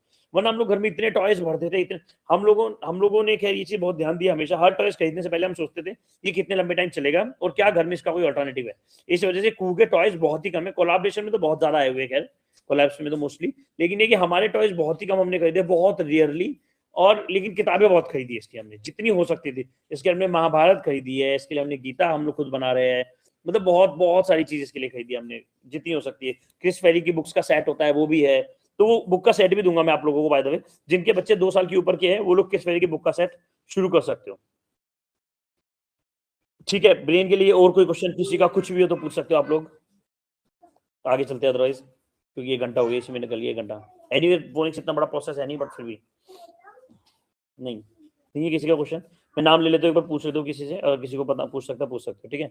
मैं एक एक करके नाम लूंगा, कोई क्वेश्चन किसी को पूछना तो वो पूछ सकता है। सुप्रिया, रानू, लास्या, दिव्या, पूजा, आप 5 में से कोई पूछना चाहे तो पूछ सकते हैं ब्रेन के बारे में। नहीं, नेहा, प्रियंका, पूजा, पायल, दीक्षा, नहीं, जागृति, निवेदिता, रिमांकी, अनन्या, अंजलि। सर मैं ये पूछना चाह रही थी कि एक सेकंड जी, जैसे मेरे अभी जस्ट फादर इन लॉ की डेथ हुई है, 1 वीक ही हुआ है हमारा, तो अर्पिका उनसे बहुत ज्यादा अटैच थी, मतलब वो सारे टाइम अपने दादू के साथ खेलती थी, तो अब वो नहीं है तो बहुत ज्यादा मिस करती है उनको, मतलब हर बात पे उनको याद करेगी, मेरे दादू कहाँ है, मुझे दादू चाहिए, मुझे उनके साथ ही खेलना है। तो मैं उससे इन चीजों से मैं सब कैसे समझाऊं कि मतलब वो अब नहीं है, अब नहीं आएंगे। देखो 2.5 साल के बच्चे को ना, मैं तो सजेस्ट करूंगा उसको सही सही सीधा सीधा बताओ, उसे मृत्यु क्या है सही बताओ। मैंने उसको ये बताया कि दादू बेटा कभी भी नहीं आएंगे आपके ना, वो भगवान जी के पास चले गए, बट वो कहती नहीं मुझे चाहिए ही, मतलब उसको अभी कंसेप्ट समझ में नहीं आ रहा कि वो अभी कैसे क्यों नहीं आएंगे, मैं टेम्पल जाऊंगी वहां से भगवान जी से ले आऊंगी, ऐसे बोलती है। ठीक है, तो आप उसको बोलो, हाँ तो आपने वो भगवान का कॉन्सेप्ट डाल दिया ना, इसलिए हो रहा है वो। आपको उसको अब कोई बात नहीं, आपने जो भगवान का अगर डाल दिया, मैं दोनों सोल्यूशन बता देता हूँ बाय द वे, बाकी सब लोगों के लिए बता दो। अगर आपके घर में ऐसा कोई रिमोर्स हुआ है, जो हमारे घर में भी हुआ बाय द वे रिसेंटली, तो अगर आपके घर में हुआ है, आप बच्चे को साफ साफ बताओ कि ये मेंबर था, फैमिली का मेंबर था बेटा, अभी हमारे साथ नहीं है। बच्चा बोलेगा क्यों नहीं है, कहाँ गए, किसके पास गए, कब आएंगे, तो उसको बोलना हमें भी नहीं पता कब आएंगे, कहाँ गए हमें भी नहीं पता, किसके पास गए बेटा हमें भी नहीं पता किसके पास गए। बट आई जस्ट मेरी आवाज आ रही है जागृति? हाँ जी, हाँ जी, आ रही कि वो आपका नेटवर्क शायद वीक होगा, तो हाँ। अगर आपको ऐसा कुछ लगे कि कहाँ गए कैसे गए, तो आपको क्लीन उसको सिर्फ और सिर्फ एक चीज बोलनी है बच्चे को कि बेटा हम लोग भी ट्राई करेंगे कहाँ पे गए ये ढूंढने का, लेकिन हमें भी सच में नहीं पता, we will try our best. फिर बार बार वो रोया करेगा नहीं मुझे चाहिए, नहीं मुझे चाहिए, बोलना ठीक है आई नो आपको चाहिए, मुझे भी तो चाहिए, बताओ मैं कहाँ से लाऊं, मुझे भी चाहिए, आपके पापा को भी चाहिए, आप मतलब कम्युनिकेट करो, और ट्रुथ कन्वर्सेशन करो। अब ट्रुथ कन्वर्सेशन का मतलब ये नहीं कि उसे मृत्यु के बारे में समझाना शुरू कर दो, वो नहीं समझ पाएगा उस टाइम पे, लेकिन मृत्यु क्या है उसके आसपास की रियलिटी तक उसको रखो। भगवान जी के पास चले गए and all, we never know कि भगवान जी है नहीं है, ये अपने उसमें आप फंसोगे ना आप लूप में। अब वो बोलेगी भगवान जी को बुलाओ, बोलेगी भगवान जी को मैं डांटूंगी। बहुत मतलब मैंने बच्चों के रिएक्शंस देखे हैं बहुत ऐसे, इंस्टाग्राम पे मैं रेगुलर देखता हूँ, जो बच्चा बोलता है भगवान जी को मारूंगी, भगवान जी का गला दबा दूंगी, भगवान जी मेरा पापा मुझे दो, मेरे चाचा मुझे दो, बहुत ऐसे करते हैं बच्चे। तो एक जबरदस्त, और फिर उसका भगवान के साथ एक गलत रिलेशन बन जाएगा। और अगर आप रिलीजियस हो तो आप नहीं चाहोगे उसका भगवान के साथ एक गलत रिलेशन बन जाए। और प्लस झूठ के बोलो, सच बोलो। अब एनीवेज, अब आपकी सिचुएशन, अगर आपने वो कर दिया है कि भगवान जी के पास चले गए, तो उसको अब उसको पता है कि भगवान जी मंदिर में रहते हैं, तो उसको आपको बोलना है चलो ठीक है भगवान जी के पास गए, लेकिन अभी तो भगवान जी बताएंगे कब आएंगे, मुझे भी नहीं पता, चलो चलते हैं। टेंपल में जब जाते हो तो जाके उसको बोलो भगवान जी से बात करो, करने दो, let her do her role play. बहुत अच्छी चीज है वो, जितना ज्यादा भगवान से, किसी मतलब भगवान ही नहीं, किसी भी एंटिटी से, किसी मूर्ति से, एक ऐसी चीज जो रेस्पॉन्स नहीं करती है। कोई भी बच्चा ऐसी किसी भी चीज के साथ खेलता है तो खेलने दो, बहुत अच्छी चीज है। डॉल हो गई, पपेट हो गया, प्लास्टिक कोई चीज होगी, उसे खेलने दो। उसे बोलो भगवान जी को बोलो, जाओ भगवान जी के कान में बोल के आओ, उनको विश बोल के आओ कान में कि मेरे दादू मुझे दे देना, ऐसे करके बोलो। तो वो एक मतलब बेसिक एक्टिविटी की तरह हो जाएगा। बट मेक श्योर कि नेक्स्ट टाइम से बच्चे को कभी नहीं बोलना भगवान के पास जाए, क्योंकि उनका वो रिलेशन नेगेटिव बन जाएगा, और कुछ नहीं है। हम लोग नहीं चाहते ना कि बच्चों का रिलेशन नेगेटिव बने। एनीवेज मैं अथीस्ट हूँ, मैं खुद अथीस्ट हूँ, मैं भगवान वगैरह पे भरोसा नहीं करता हूँ, लेकिन मैं ये कभी नहीं चाहूंगा कि मेरे बेटे को, मेरी बेटी को भगवान से नफरत हो सिर्फ और सिर्फ इसलिए क्योंकि मैं अथीस्ट हूँ। वो मेरी बेटी का कॉल है कि वो अथीस्ट बनना चाहती है कि नहीं। मैं अथीस्ट हूँ क्योंकि मैं थोड़ा साइंस पे ज्यादा भरोसा करता हूँ एंड ऑल, और मुझे लॉजिकल ब्रेन मेरा ज्यादा है। बट अगर मेरी बच्ची भगवान पे चाहती है भरोसा करे, लेकिन मैं उसका वो भरोसा नहीं तोड़ सकता ना, वो उसे झूठ बोल के कि भगवान उसके पास चले गए, वो उसके पास चले गए, फिर उससे वो नेगेटिव रिलेशन बन जाएगा उसका। अब उसे समझ नहीं आएगा बड़ा होके कि मतलब ये लोगों को, मेरे इतने प्यारे दादाजी को लेके चले गए, बताओ ये क्या बात हुई, तो वो गंदा हो जाएगा। ठीक है, thank you. Bye the way I am so sorry जागृति, ये हुआ। ठीक है, निवेदिता, दिमांकी, अनन्या, अंजलि, अपराजिता, आप पांचों में से किसी के पास कोई क्वेश्चन?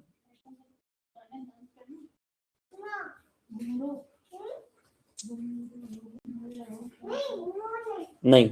शिवानी, प्रसन्ना, एनडीटी? नहीं। Thank you so much. ठीक है, शुरू करते हैं फोनिक्स पे। आप सब लोग बड़े शांत बैठे हो, मैं जस्ट ट्राइंग टू अंडरस्टैंड कि कैसे थोड़ा सा तो कुछ कम्युनिकेशन हो। ठीक है, अब मैं फोनिक्स के ऊपर, हाँ रानू पूछिए। अफर्मेशन कराओ हमसे सर थोड़ा सा। वही मैं वही पूछ रहा हूँ। सब लोग शांत बैठे हो, सब लोग अपना कैमरा 1 सेकंड के लिए ओपन करके सिर्फ सब लोगों को बोलना है कि मैं बहुत ही खूबसूरत हूँ। I am very beautiful. हाँ, और सिर्फ ब्यूटीफुल ही नहीं, अभी 3 चीज बोलनी है। मैं बहुत खूबसूरत हूँ, मैं बहुत समझदार हूँ, और मैं बहुत स्ट्रांग हूँ। देखते कितने लोग बोलते हैं। मैं बहुत समझदार हूँ। Very good. ठीक है, देखते और कौन बोलेगा। जब तक आप लोग ये नहीं बोलोगे तब तक मैं नेक्स्ट स्टेप पे नहीं जाऊंगा। वो देखो अफर्मेशन चल रहे हैं, देखो अफर्मेशन बोलेंगे, दिव्य अफर्मेशन बोलेंगे। वेव कर दो। कैसे हो? टीटू, आपने तो पूछा भी नहीं, से पूछो। Affirmation, I am waiting affirmation guys, उसके बाद आगे बढ़ेंगे हम लोग। नहीं हूँ। नहीं हूँ? अरे दिव्या, आप तो बहुत खूबसूरत हो। क्यों? तो ये एक दिव्या पांडे करके वो है ना, एक्ट्रेस के साथ दिव्या पांडे, दिव्या घोषणा है, दिव्या घोषणा। कोई भी अपने आप को खूबसूरत, स्मार्ट और स्ट्रांग नहीं समझता है। जागृति के अलावा कोई स्ट्रांग नहीं है हमारी टीम में, कोई स्ट्रांग नहीं है। स्ट्रांग हूँ, इंटेलिजेंट हूँ, बट हाय प्रभु। अनिया,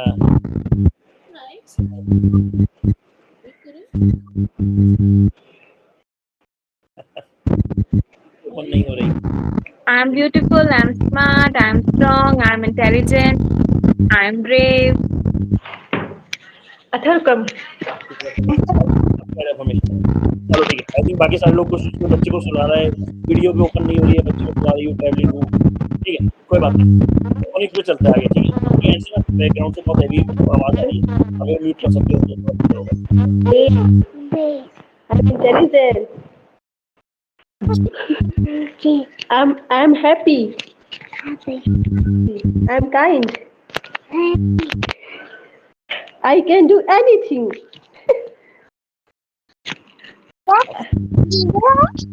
तो मायरा बोलेगी। अच्छा चलो ठीक है, सारे बच्चे से ये कराते हैं, जिनके बच्चे जागे वो और आना Myra affirmation, it is affirmation time. बताओ क्या अफर्मेशन सुनो। I am strong, I am brave. को सुना रही है अफर्मेशन, पहले आप सुना तो। हाँ?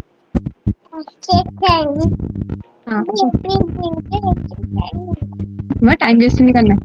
एक दूसरे को देखिए, बच्चे बहुत ज्यादा हो जाते हैं। बोलो आई am strong, I I am am strong. I am intelligent. I am intelligent. Radhe दीदी, राधे दीदी से बात दिखाओ। ठीक है, नहीं करना।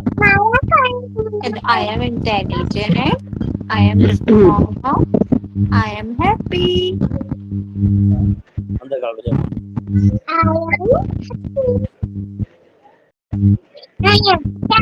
सारी आप आपको पूछिए सर।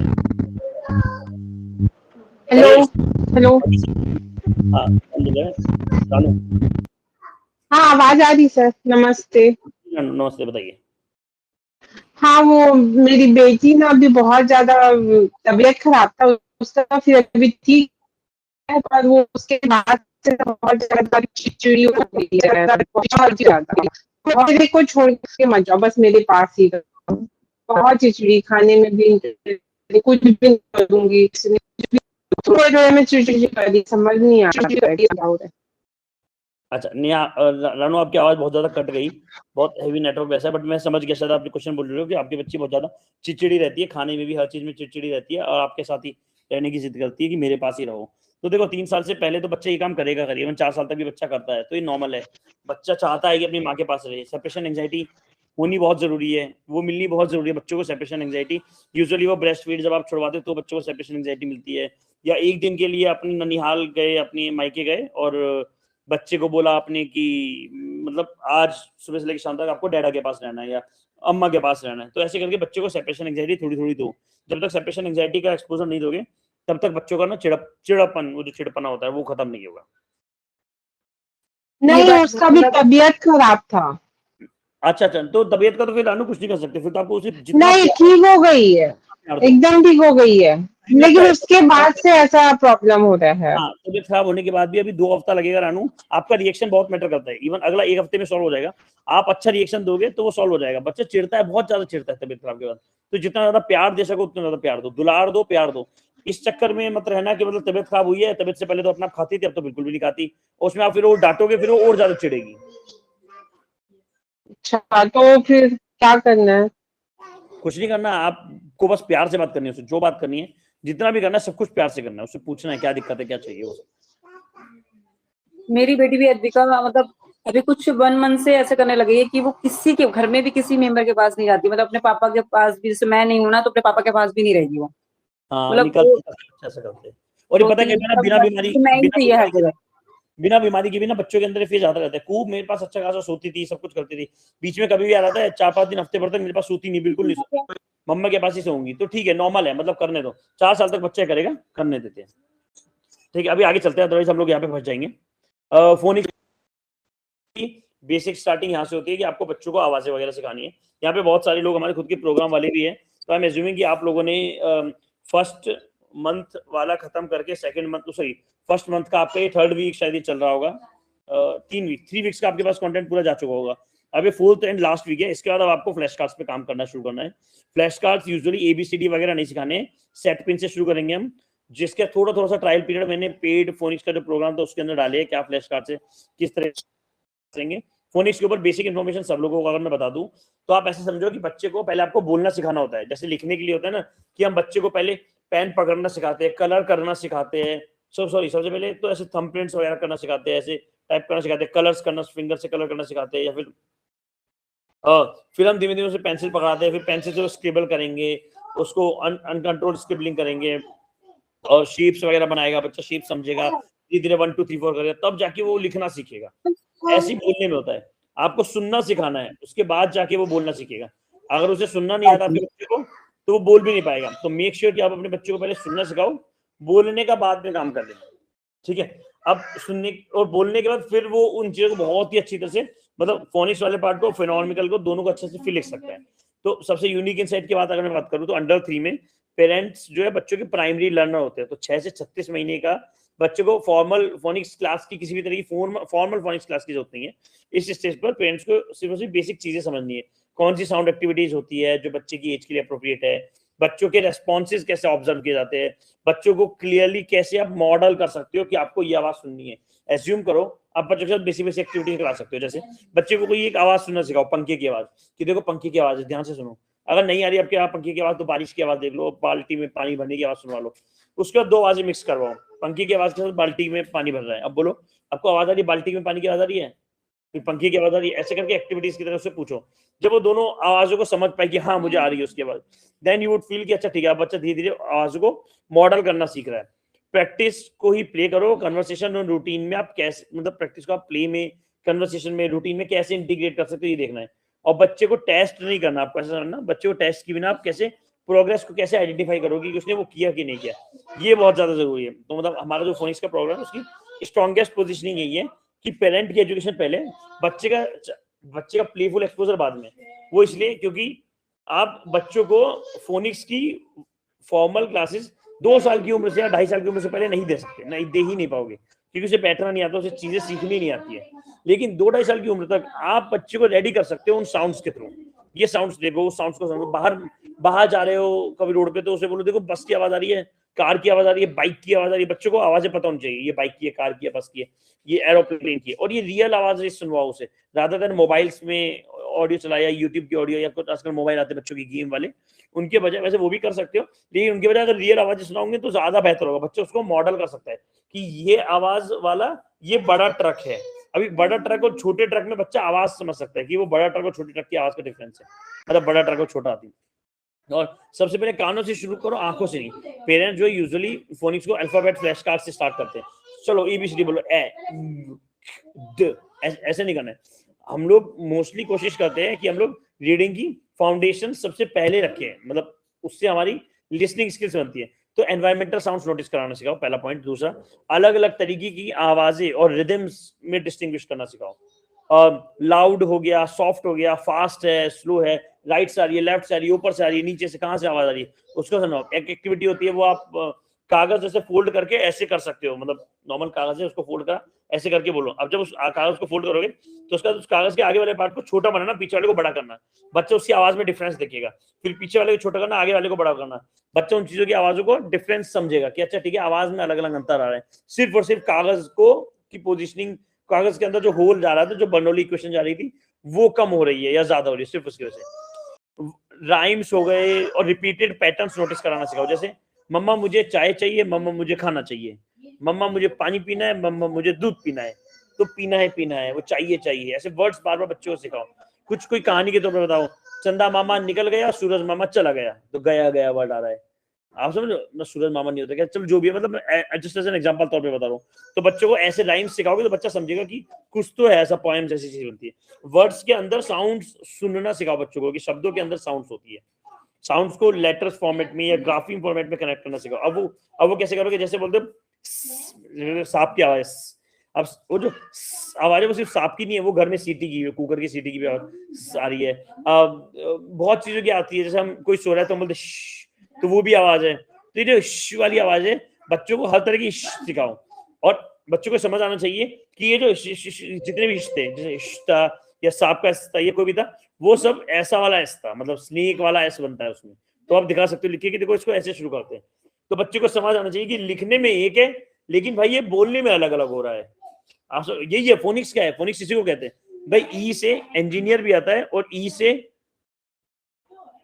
जो भी होता है, मतलब ई से तो इंजीनियर में ई आ रहा है, एक ई से मैं वर्ड बोलूं, एलिफेंट हो गया, एलिफेंट में ए आ रहा है, इंजीनियर में ई आ रहा है, ऐसे। फिर ए से हम कोई वर्ड बोलते हैं, एस्ट्रोनॉट है तो ए आ रहा है, या फिर ए से और कोई वर्ड हो जाता है। तो हम लोग देखते हैं कि एक ही वर्ड है, लेकिन उनकी आवाजें अलग अलग आ रही है। तो आपको बच्चों को सिखाना पड़ेगा, क्योंकि अदरवाइज बच्चा क्या है ना, फिर एक वर्ड की एक ही आवाज बोलेगा।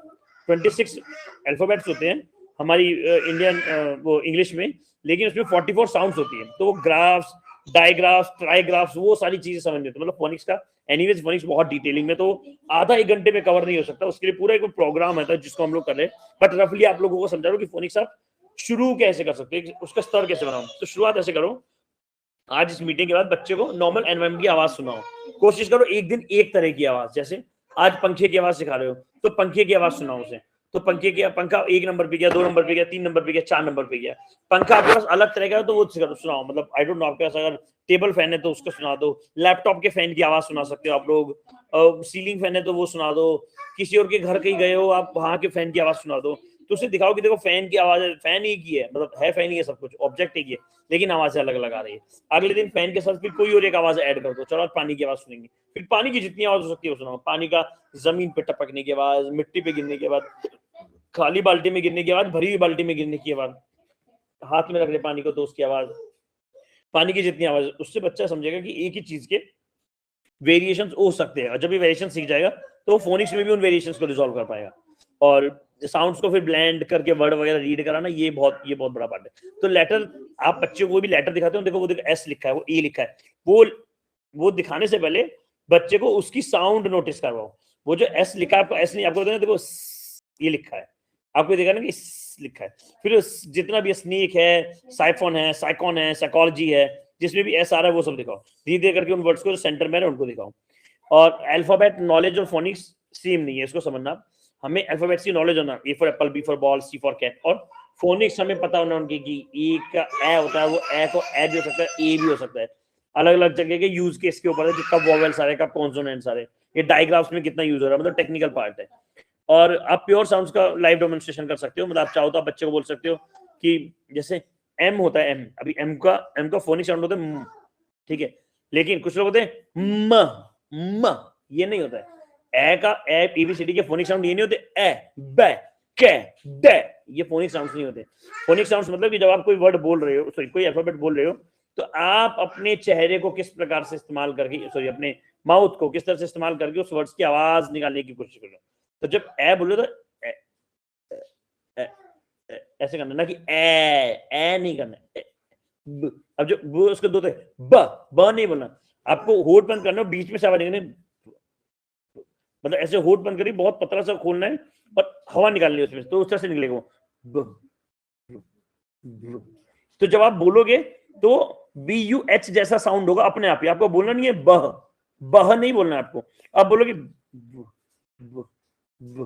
जब आप बोलोगे तो आप खुद देखोगे BUH जैसा साउंड हो रहा है, तो वो BUH साउंड आ रही है, BUH बोलना नहीं, बह या मह या कह ऐसे नहीं बोलना, आपको बोला ऐसे करके। आई होप मैं समझा पा रहा हूँ। ये चीज थोड़ी सी पेचीदा है, जो लोग मतलब फोनिक्स का ऑलरेडी प्रोग्राम ले चुके हैं वो वहां तक पहुंच चुके होंगे इस चीज में बहुत अच्छे से समझने को, लेकिन जिन्होंने नहीं लिया उनके लिए थोड़ा रफली आइडिया था। स्टार्ट करो तो सेट पिन की आवाज, स्टार्ट किस तरह से करना है, एक काम करता हूँ मैं, वो भेज दूंगा आप लोगों को, आप सब लोगों को भेज दूंगा कि ABCD से शुरू करना है, SATPINCKEG उस तरह से शुरू करना है। तो मैं आपको एग्जैक्ट भेज दूंगा आप सब लोगों को कि वहां से शुरू करो, उससे करो, ABCD से नहीं कराना। और याद रखना ABCD या SAT से भी शुरू तो ऐसे करना, ऐसे शुरू करना है ना, ABCD नहीं बोलना है, ऐसे शुरू करना है। और भी ABCD से नहीं, SAT से करना है। नेहा ये भी लिख लेना, हम लोग ये भी शेयर कर देंगे। बाकी एज वाइज की बात करें तो देखो 6 महीने से 12 महीने के बच्चों को जिनकी 5 चीजों पे फोनिक्स आना है, पेरेंट्स की आवाजें कैसी है, पापा की, मम्मी की, दादा की, दादी की, इनकी आवाजों में क्या अंतर आ रहा है। हाँ क्या हुआ, मम्मा रो रही है, एक्टिंग कर रही है, वो रो नहीं रही, एक्टिंग कर रही है, रो नहीं रही, डोंट वरी, ठीक है। पेरेंट्स की वॉइस कैसी है, तो आपको पेरेंट्स की वॉइस बच्चों को सिखाने की, देखो पापा की थोड़ी हार्श है, दादाजी की और ज्यादा हार्श है, शायद परदादा भी जिंदा होंगे तो उनकी और ज्यादा हार्श होगी, मम्मा की है तो बहुत ही सॉफ्ट है, दादी या नानी की है तो उनकी सॉफ्ट के साथ थोड़ी थोड़ी कर्कश भी है, क्योंकि एज हो गई उनकी तो थोड़ा थोड़ा कर्कश भी आता है उनका, लेकिन पैना पाना भी आता है, मतलब तो बच्चों को आवाज में डिफरेंस होना चाहिए। छोटे छोटे बच्चे दूसरे बच्चों को देख पा रहे हैं, तो आपका बच्चों का कजन भाई है या नेफ्यूज एंड नीसीज कोई आप लोगों की, तो बच्चे उनको समझ पा रहे हैं। दूसरा मतलब 6 से 12 महीनों के बच्चों को बता दूं जल्दी जल्दी, पहला पार्ट पेरेंट्स की है, लोगों की आवाजें, दूसरा घर और एनवायरमेंटल आवाजें, तीसरा साउंड्स की डायरेक्शन क्या है, मतलब यहाँ से आ रही है, ऊपर से आ रही है, पीछे से आ रही है, आगे से आ रही है, चौथा रिदम, पॉजेस और रिपीटिशंस, मतलब रिदम क्या है, कोई भी साउंड है वो किस रिदम में आ रही है, क्या वो ऐसी है बार बार जैसे कुकर कहती है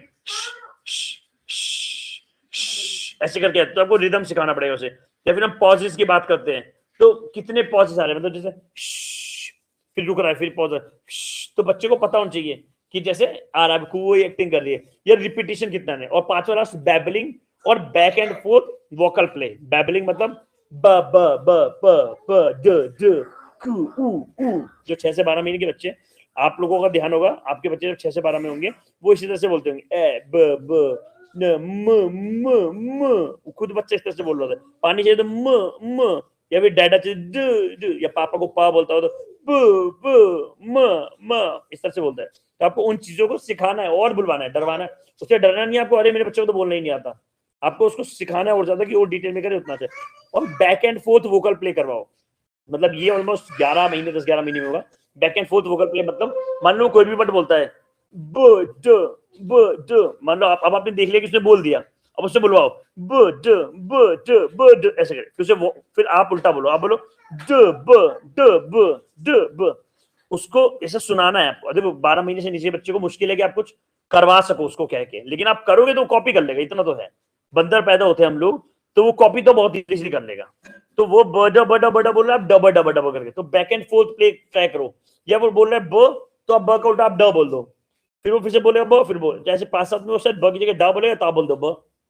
आप समझ, तो उसके साथ ही वोकल प्ले करो। 12 से 18 महीना, 1 से 1.5 साल का जो होता है, इसमें आपको गिन के 6 चीजों पे काम करना है। साउंड इमिटेशन, मतलब कोई भी आवाज है उसको कैसे कॉपी करते हैं। सीटी की आवाज है या फिर पानी के उबलने की आवाज है बुड़ बुड़ बुड़ बुड़ बुड़ ऐसे कर रहा है, या फिर पंखा चल रहा है तो, या फिर मतलब किसी भी तरह कोई भी आवाज है आपको वो इमिटेट करनी है। दूसरा एनिमल्स और व्हीकल साउंड्स, जानवरों की क्या आवाज होती है, व्हीकल्स की क्या क्या साउंड होती है वो। तीसरा फेमिलियर वर्ड्स, उसे फेमिलियर वर्ड्स पता होना चाहिए, पानी, डैडा, मम्मा, बाहर, अंदर, सुसु, पॉटी, फेमिलियर वर्ड्स बताओगे तो उनकी साउंड्स भी बताओगी। चौथा माउथ के मूवमेंट उसे पता होना चाहिए। उसे पता होना चाहिए जब वाटर है और आपका बच्चा इंग्लिश बोलता है, वाटर को वाटर बोलता है, तो उसे वो ऐसे ना बोले मम्मा वाटर, ऐसे तो कोई बच्चा नहीं बोल सकता ना भाई, 1 से 1.5 में तो नहीं बोल सकता, उसे 2.5-3 साल लगेगी। लेकिन आप ऐसे बोलवा सकते हो म उ। जब वो वाटर होगा, कू को जब हमने वाटर सिखाया था तो वो ऐसे बोलती थी उ। कुछ घरों में इसको मम बोलते हैं, कुछ घरों में इसको पानी बोलते हैं। अब जैसे जाओ वैसे कर सकते हो, बट उसे बोलना सिखवाओ कि वो फोर्सफुली चीज को बोले ये फिर खाना है, खाने को कू फूड बोलती है, तो कू अब बोलती है, बहुत क्लियर बोलती है फूड, मम्मा फूड चाहिए। लेकिन एक टाइम था जब कू सिर्फ या फिर ऐसे पेट पे हाथ रख के बताती थी, तो वो हाँ ऐसे बोलती थी, बहुत हल्का हल्का सा बोलती थी वो। तो माउथ मूवमेंट्स हो गए। 5वीं चीज आप लोगों को करानी है सिंपल राइम और एक्शन सॉन्ग्स। जितनी राइमिंग सॉन्ग्स सुनाओ, एक्शन सॉन्ग्स सुनाओ, वो करो। एक्शन सॉन्ग्स मतलब कोई भी ऐसे गाने जिसमें मूवमेंट हो, कि मतलब जैक एंड जिल आगे गया, जैक एंड जिल पीछे गया, जैक ने जंप करी, जैक ने फ्लिप मारा, वो सब।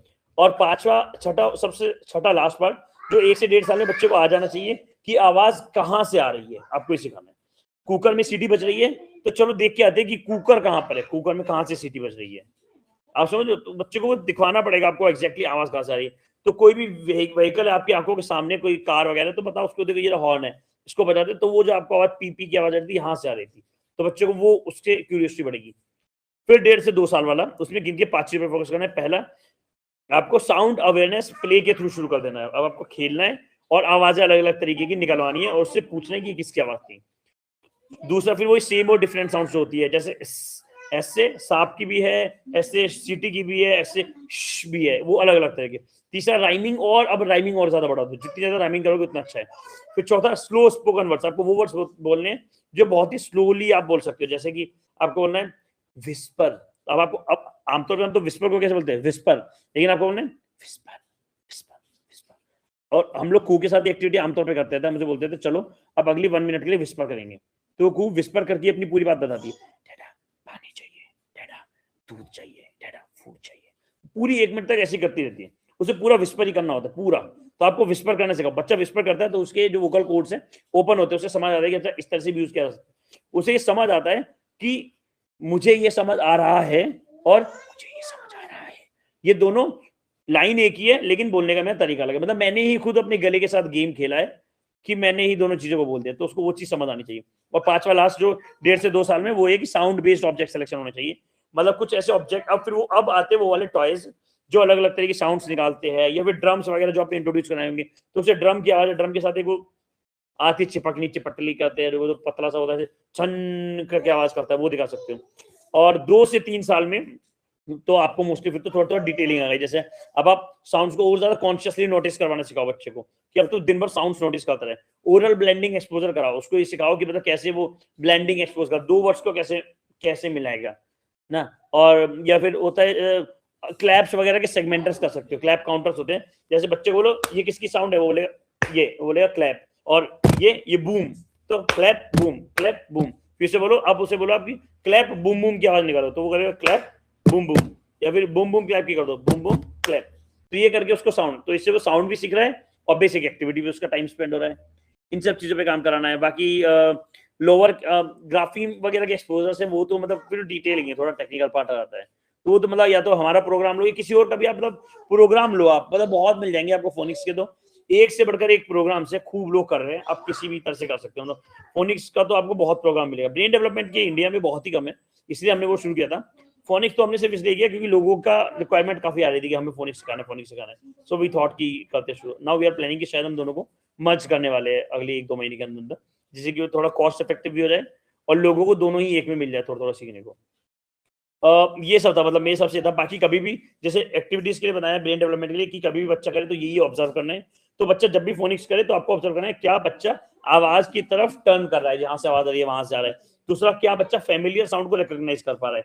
तीसरा, बच्चा साउंड्स को इमिटेट मतलब कॉपी करना, बंदर जैसे कॉपी करता है, क्या बच्चा उसको कर पा रहा है। चौथा, क्या बच्चा राइम्स या फिर रिपीटेड फ्रेज जो है उसे एंटिसिपेट कर रहा है। मतलब जैसे आपने बोला काऊ बोली मो, तो अब आप जब तीसरी बार दोबारा बोलोगे काऊ बोली, तो क्या बच्चा उसको भी ऐसे कर पा रहा है, तो बुलवाना बच्चे से।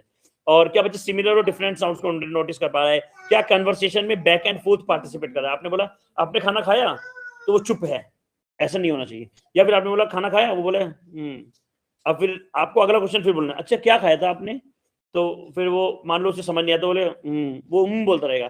अब आप कुछ भी बोलेगा, बोलोगे क्या आपने खाना खाया, क्या खाया था आपने खाने में, अच्छा खाना अच्छा था गंदा था, खाना गर्म था ठंडा था, तो अब ये आपको उसको ये बहुत कॉमन चीज आप लोग देखोगे ये बच्चा करेगा।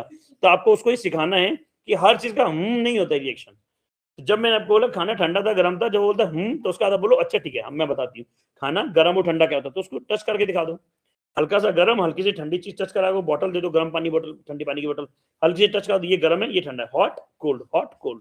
इस तरह से आपको वो चीजें बच्चे को इंटीमेट करनी पड़ी। बट ये अगेन वही चीज ना, 1.5 साल से ऊपर की बात है, मतलब बच्चा इन चीजों को ऑब्जर्व 1.5 साल से ऊपर कर पाएगा, इसीलिए मोस्टली फोनिक्स 3 साल की बात किया जाता है।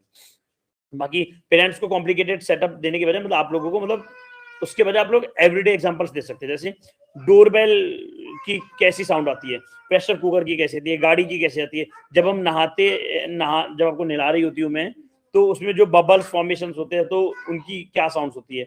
या फिर एक वो होता है ऐसा, मतलब उसको डालते हैं ऐसे फूंक मारते हैं तो बबल्स निकल के आते हैं, कोई बबल गेम टाइप होता है, तो ऐसे करते पॉप साउंड होती है, पॉप पॉप पॉप, तो वो सिखाओ उसको।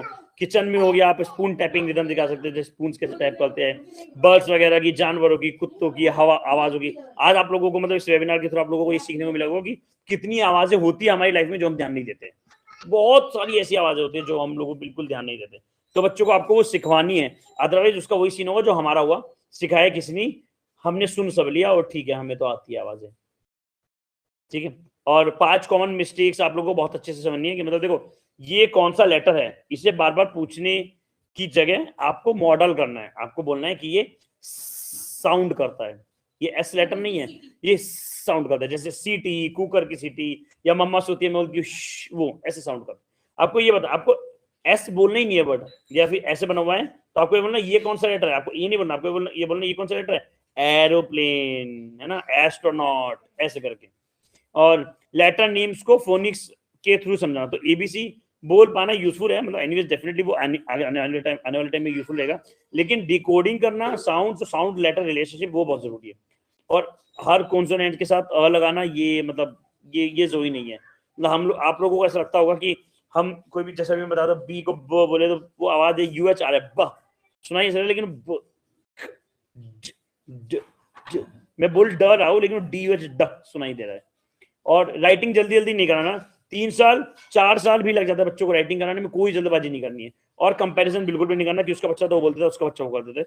और लास्ट इंपॉर्टेंट बात कि देखो आप लोगों को एक रियलिस्टिक चीजें पता होनी चाहिए, बेसिक आउटकम्स आपको पता होने चाहिए। जो बच्चे सीखने वाले होते हैं, ऑलमोस्ट अगले 1-2 महीने में सीख लेंगे फोनिक्स को, उनके कुछ बेसिक वो होते हैं, पैरामीटर्स होते हैं, जैसे उनकी लिसनिंग स्किल्स बहुत अच्छी होती है, वो साउंड को बहुत अच्छी तरह से इमिटेट कर पाते हैं, कॉपी कर पाते हैं, उनका राइम मूवमेंट और राइम एंजॉयमेंट बहुत अच्छा होता है, राइम्स को बड़ा एंजॉय करते हैं वो। या कोई भी राइमिंग चल रहा होगा ना, जैसे कोई बच रहा होगा, कहीं भी एक चम्मच है और 2 सीटी बज रही है, चम्मच सीटी, तो वो उसे बहुत एंजॉय कर रहे होंगे। उनका बैक एंड फोर्थ कम्युनिकेशन बहुत अच्छा होगा, आप कुछ बोलोगे बताएगा, चलता रहेगा। साउंड के डिफरेंसेस को नोटिस कर सकते हैं, सेम वो जो मैंने बताया, साउंड की अलग अलग होती है, ये ए साउंड की अलग अलग होती है, वो समझाना। और बुक्स और वर्ड प्ले में उसका हमेशा इंटरेस्ट रहेगा, किताबें आप कितनी भी उसके सामने दे दो उसका इंटरेस्ट रहेगा। और एक लास्ट एक साउंड और सिंबल के बीच का कनेक्शन समझ सकता है कि वो एस लिखा है तो उसे पता है साउंड होता है, और बोलने में स्नीक ऐसे करके बोला जाएगा। तो अगर ये 7-8 जो पॉइंटर्स अभी बताइए, ये आपके बच्चे में दिख रहा है, तो उम्मीद है 1 से 1.5 महीने के अंदर आपका बच्चा फोनिक्स, मतलब उसे आप अलग से नहीं भी सिखाओगे तो भी वो बोलना शुरू कर देगा बहुत अच्छे से और पहचानना शुरू कर देगा 1 से 1.5 महीने में।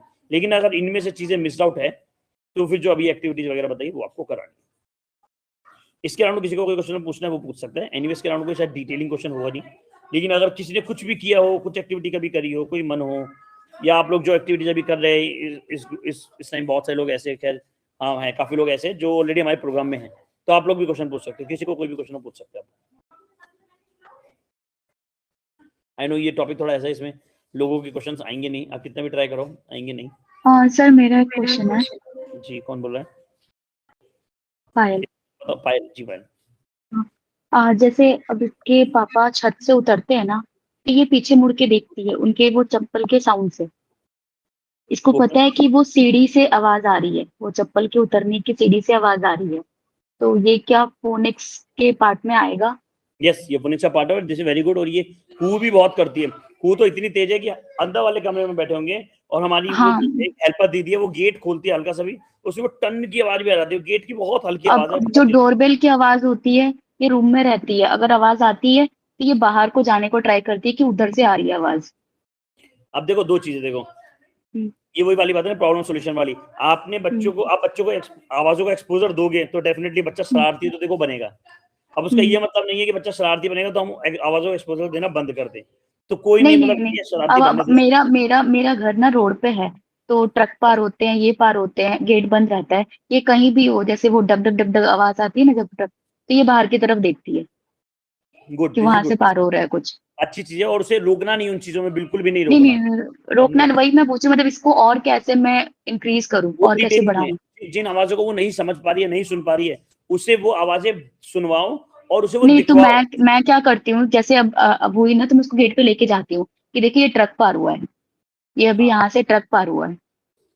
यस, तो अब मतलब अब वो ट्रक की आवाज कैसी होती है उसे वो भी दिखनी चाहिए। अब जैसे घोड़ा गाड़ी कुछ पार होती है तो उसको दिखाती हूँ घोड़ा कैसे चला, टकबक टकबक टकबक करके, ये हॉर्स यहाँ से पार हुआ, और हॉर्स कैसे साउंड करता है साथ में वो भी बोलती हूँ कि नहीं हॉर्स साउंड करता है। नहीं सही। क्या हॉर्स की बात कर रहे हो आप? हॉर्स घोड़ा। अच्छा, वो जो टब ऐसे करके चलता है वो, हाँ टकबक टकबक टकबक करके, मतलब वो आते हैं तब ये ऐसे कंफ्यूज हो जाती है कि ये कैसे साउंड है। तो हॉर्स कैसे आपके वहां पे, मतलब गांव वगैरह में रहते हो, तांगा वगैरह है? मतलब एक ही है, वो यहाँ से पार होता है। अच्छा, एक ही घोड़ा हमारे घर के संग। हाँ। अरे वाह, ये तो बहुत अच्छी चीज है। ठीक है, हाँ कोई पूछ रहा है, जी पूछिए। ठीक है, थैंक यू। क्या आप सारे फोनिक लेटर्स को आप एक बार रिकॉर्डिंग में बता सकते हो कि कैसे उसको प्रोनाउंस करना है? साउंड्स का नहीं, डिटी मैं आपको बता दूं। आपने हमारा फोनिक्स प्रोग्राम ले रखा है बाय द वे? नहीं लिया, कोई बात नहीं। अगर आपने लिया भी होता और नहीं भी लिया, दोनों ही केस में मैं आपको बताऊंगा कि प्लीज आप साउंड्स को ऐसे, मैं तभी आप लोगों को समझा रहा हूँ। फोनिक्स का ऐसा नहीं है कि मैं अभी बोल दूंगा जिस आवाज को आपको उसी तरह से बोलना है। आपको बच्चे को पहले आवाजें सुननी पसंद करवानी। अगर आप लोगों को चाहिए कि कौन सी आवाज कौन सा लेटर कौन सी आवाज करता है, राइट, तो मैं अभी नया इसको नोट डाउन कर लेना, मैं आपको उसकी वीडियोस भेज दूंगा, ठीक है? आप लोगों को हेल्प करेगा। आवाज तो बच्चा हम जब बाहर उसे ले जाते हैं तो वो बच्चा उसे आइडेंटिफाई कर पाता है। ऐसा में एनवायरमेंट्स जैसे आपने बताया, नेचर में बर्ड का आवाज हो गया, या कोई पासिंग कोई गाड़ी जा रहा है तो उसका आवाज हो गया, तो डोर का आवाज हो, तो वो ऐसे मतलब करती है, उसको आइडेंटिफाई कर रही है। बट अदर देन दैट, अगर हमें फोनिक्स का लेटर जो एस से आपने स्टार्ट करने को बोला है, तो उसे अगर हमें इंट्रोड्यूस करना है तो हमें कौन से वे में प्रोनाउंस करना है उसका जरा वीडियो चाहिए। मैं उसका आपको मैं भिजवा दूंगा, डोंट वरी, मैं उसके सबके भिजवा दूंगा पूरे A to Z के। बट याद रखना कि आपको ऐसा शुरू करना जैसे सेट पिन है, तो ऑलमोस्ट हाँ आपको वैसे जो सेट यस पिन है वो ऑलमोस्ट आपको पूरा एक से 2 हफ्ता लगेगा सेट पिन इंट्रोड्यूस कराने में बच्चे को।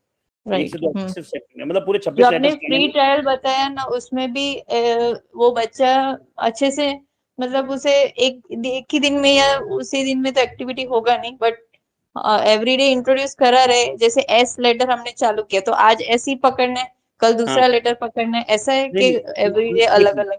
एक दिन एक लेटर पकड़ो, उसकी डिटेलिंग में जाओ, और नेक्स्ट डे दूसरा लेटर, नेक्स्ट डे दूसरा पकड़ो, उसकी डिटेलिंग में जाओ, थोड़ा सा पहले वाले को टच कर दो। ओके ठीक है। लेकिन ब्लेंडिंग नहीं करनी। अगर आज एस कराया कल ए कराया तो अगले दिन जो है एस और ए का मिक्सचर वाला कोई वर्ड मत डिस्कस करना उसके साथ, करना ए का ही है और फिर एस का अलग से सेपरेटली भी कर देना साथ साथ। तो थोड़ा सा पुराना रिवीजन होता रहेगा साथ साथ कराना, लेकिन एक दिन में एक है जब तक वो पूरे A to Z 44 साउंड्स ना जान जाए। सो फॉर एग्जांपल एस कहा तो उसका वर्ड्स उसके स्टार्टिंग का वर्ड्स ही बोलना है कि इनिशियल्स एस से जो होता है वो भी स्टार्टिंग हम बस को भी कर सकते हैं, लेकिन आप बीच के भी ले जा सकते हो। अब साइकोलॉजी हो गया या सन हो गया, जैसे सन का तो एस से शुरू होता है या स्टार्ट एस से शुरू होता है, लेकिन ग्रेप्स हो गए या और भी कोई भी ऐसे बर्ड्स, तो चलो वो तो प्लूरल वाले वर्ड्स हो गए, बट कोई भी ऐसे वर्ड जिनमें एस बीच में आता है, जैसे एस्ट्रोलॉजी होता है, एस्ट्रोलॉजी उसमें ए भी एस भी आ रहा है, तो ऐसे बट वो बच्चा नहीं समझेगा ना डेट 20 महीने का। नहीं समझेगा, मैं बता दूं कब समझेगा। आप पहले एस का कराना, एस के नॉर्मल वर्ड्स अपने कराएं, जिसका उस दिन डे के एंड में अगर आपको लग रहा है बहुत इजीली एस के वर्ड समझ जा रहा है अगर, तो आप एस्ट्रोलॉजी भी उसको उसी दिन दिखा दो कि एस्ट्रोलॉजी लिख दो, जिसमें सब कुछ स्मॉल लेटर में लिखो, लेकिन जो एस लिखोगे उसको कैपिटल में लिख दो। ओके मतलब सारे वर्ड्स लिख के बताना है कि इसमें एस एस आया है। यस कि देखो ये एस ये। वैसे मोस्टली बाय द वे ना फ्लैश कार्ड्स हमेशा, मतलब ये बात इस बारे सुमन से भी हो रही थी कल परसों, कोशिश करना जितने ज्यादा वर्ड्स बच्चों को दिखाओ सारे स्मॉल लेटर के वर्ड्स दिखाना, कैपिटल लेटर। मतलब साउंड के साथ में लेटर ही पता होना चाहिए। इनिशियल नहीं वो मतलब उनकी स्टेज ऐसी है, समझो डिट्टी की वो स्टेज है, मतलब वो बता दी कि उनका बच्चा वो सारे के सारे जो साउंड से आसपास के इमिटेशन साउंड को अच्छे से समझ पा रहा है। हाँ वो भी समझ जाता है। रूम में रहता है, बाइक बाहर स्टार्ट हो रहा है तो बोलेगा बाइक, कार स्टार्ट हो रहा है तो बोलेगा कार। फिर तो आप लेटर के साथ शुरू कर सकते हो, एक शुरू कर सकते हो। एस की एस लेटर शुरू करो तो एस नहीं बोलना, लेकिन उसके सामने आप बोलना ये लेटर है, एस लेटर नहीं लेटर है, ऐसे करके तो देख ले वो कि दिखता कैसा है वो, लेकिन एस नहीं बोलना उसके साथ। अगर एस बोलोगे तो फिर वो हर बार एस ही बोलेगा, ठीक है। तो मैं बॉल को हमेशा बब्बह बोलता, बब्बह ऐसे करता रहता है वो फोनिक्स आता है वो वाला पार्ट ऑलरेडी, ठीक है।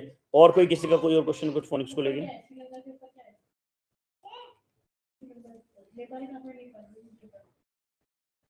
नहीं, ठीक है, मैं एक एक करके नाम पूछ लेता हूँ। अब bye the way brain, phoenix और ईटिंग का भी थोड़ा बहुत छेड़ ही दिया हमने वो टॉपिक, तो अगर तीनों से रिलेटेड कोई भी क्वेश्चन है एक एक करके आप लोग पूछ सकते हो। बट वो करने से पहले मैं एक छोटा सा स्क्रीनशॉट लेना चाह रहा था, तो अगर कोई भी कंफर्टेबल हो प्लीज आप लोग अपनी वीडियो ऑन कर लेना, मैं स्क्रीनशॉट लूंगा। और पहले बता दूं उसका यूज केस होगा कि उसे शायद हम लोग इंस्टाग्राम पे डालेंगे। अच्छा लाइट जला दी उन्होंने जागृति ने, मैं अच्छी दिखनी चाहिए, गंदी दिखी तो फिर मैं पहले बता दूं मैं डिलीट करवा दूंगी पोस्ट को।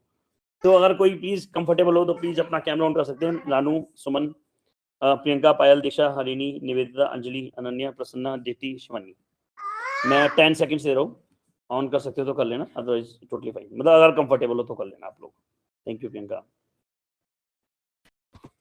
क्या कर रहे हो? ठीक है, 10 सेकंड्स ओवर।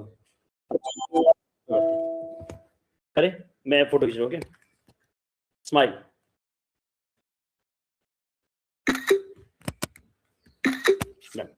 दो स्क्रीनशॉट्स ले लिए, जो बेहतर आएगा, जिसमें मैं अच्छा हूँ, बाकी सब लोग कैसे भी आए वो ले लूंगा। ठीक है, thank you so much everyone for joining, thank you so much जागृति। मैं एक एक करके नाम ले लेता हूँ, कोई क्वेश्चन तो आप लोग पूछ सकते हो, ठीक है।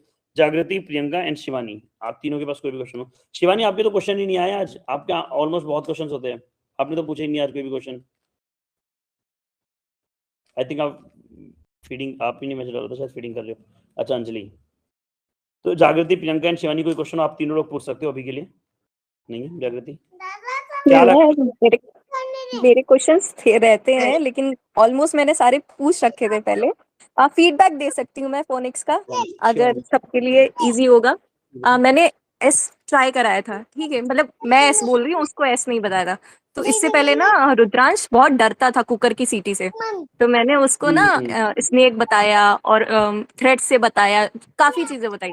लेकिन जब रात में उसको सुलाने लेटी ना, तो उसने एक बढ़िया चीज करी, उसने मेरे बाल पकड़े, मेरे बाल से मेरे पेट पे जाके एस बनाने का ट्राई कर रहा था कि मम्मा स्नेक स्नेक। तो ये मेरे भी दिमाग में नहीं आया था, ये उसने खुद ट्राई किया था। क्या बात, क्या बात। और आपने बाय द वे वो एस वाला फ्लैश कार्ड देखा था जो भेजा था मैंने उसमें? हाँ देखा था। ठीक है, वही वाले फ्लैश कार्ड्स हमने रेडी कर रखे हैं। मैंने नेहा अच्छा को बोला था कि एक डाल देगी वो, बट बाकी अभी मैं प्लान वेट कर रहा था कि पहले आप सब लोगों को ये वाला वेबिनार ले लूं, उसके बाद वो मैं वहां पे डाल दूंगा पेड कम्युनिटी में। Okay okay okay. और उसमें ना क्यूज वगैरह भी एग्जैक्टली कि किस तरह से उस लेटर को बोलना है, तो वो बहुत हेल्पफुल हाँ रहेगा। हाँ हाँ मैं हाँ। वीडियो नहीं देखता कोई अच्छी, मुझे एक्चुअली वीडियो अच्छी मिल नहीं रही। मतलब क्या है ना कि कोई कुछ अच्छी वीडियो बना रहा है, कोई कुछ, हर कोई ना अच्छी साउंड्स नहीं निकाल रहा है, पता नहीं क्यों, कुछ ना कुछ तो गड़बड़ी साउंड्स में कर रहे हैं। अब वो यूएफएलआई का है, उसका अच्छा मिलता है, मैं उसका कंटेंट मिलता है तो मैं भेजता हूँ आपको, ठीक है। बाय द वे अगर किसी को कोई फीडबैक हो इस वेबिनार का, तो वो भी वो शेयर कर सकता है यहीं पर ओपनली। अच्छा मैं नाम ले रहा था लोगों के करके ना, सो जागृति, दिव्या एंड अच्छा शिवानी का हो गया था, जागृति, दिव्या एंड निवेदिता। कोई क्वेश्चन सर वो हो? कुहू को दिखा दे, कुहू से मिलना चाह रही है। लो आ जाओ। Jagriti by the way you are, मतलब मैं बोल रहा था यू आर वेरी ओल्ड, फिर मुझे ध्यान आया वो गलत वर्ड होगा। मतलब ओल्ड इन सेंस की, मतलब आप काफी टाइम से हम लोगों से जुड़े हुए हैं शायद ना, क्योंकि मैं बार बार आपका नाम और आपकी वो फेशियल स्ट्रक्चर मुझे याद है कि बहुत पहले वेबिनार्स में भी बहुत तुम्हें आप आए हुए हो कई बार। Thank you so much by the way, thank you so much for joining us. ये देखो कुहू, हेलो करो, से हेलो। ये तो बीबी है, पूछो व्हाट्स नेम, नाम पूछो बीबी का। काम है इसको थोड़ा फीवर हो रखा है, इसकी ना कुछ देखो देखो कुहू आ गई। कुहू कैसे खाना खाती है बताओ? अपने आप खाती है ना, है ना? ये देखो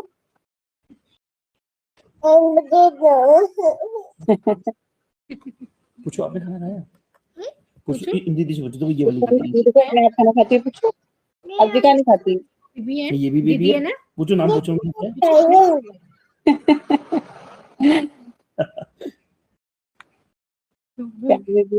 हाय कर रही, देखो आपसे, देखो नाम पूछ लो आप, नाम बहुत नहीं, तेज बोलो सुनाई नहीं दिया। अपना का नाम पूछिए।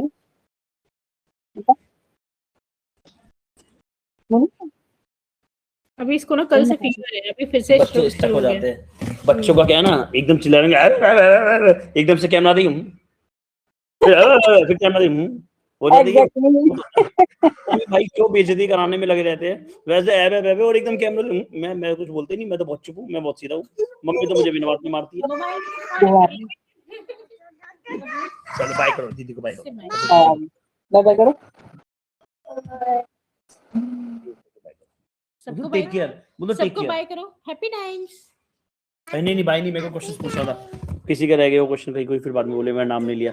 रानू, हनीनी, दीक्षा, पायल, डिट्टी, प्रसन्ना, अंजलि, अच्छा अंजलि फीडिंग करा रही शायद, ओके, शिवानी ने पूछ लिया, निवेदिता एंड प्रियंका जी। किसी को कोई क्वेश्चन हो तो आप लोग प्लीज पूछ सकते हो, अदरवाइज कम्युनिटी तो है ही हमारे, तो आप लोग वहां भी पूछ सकते हो वैसे भेजिए कुछ भी, कोई भी क्वेश्चन हो तो। अच्छा एक चीज पूछनी थी बाय द वे, जिनका फेस दिख रहा है आप 3 लोग तो दे ही सकते हो वाला फीडबैक, हमारा गिल्ट फ्री पेरेंटिंग वाला जो ग्रुप है उसको ज्वाइन करने के बाद डू यू फील कुछ फायदा हुआ है, या डू यू फील कि मतलब ठीक है जनरलाइज्ड है, या फिर ऐसा कुछ और कहीं और ग्रुप मिला है क्या ऐसा कुछ? मतलब फायदा जो हुआ है, मतलब बहुत सारे क्वेश्चंस के ना आंसर मिल जाते हैं, वहाँ पे काफी लोग आंसर्स करते रहते हैं ना। हाँ, अभी क्वेश्चन चल रहा है दिमाग में, तब से वहाँ क्वेश्चन आ गया है। ये होता है, काफी बार हुआ है। इसीलिए मुझे पूछना नहीं पड़ता ज्यादा क्वेश्चन।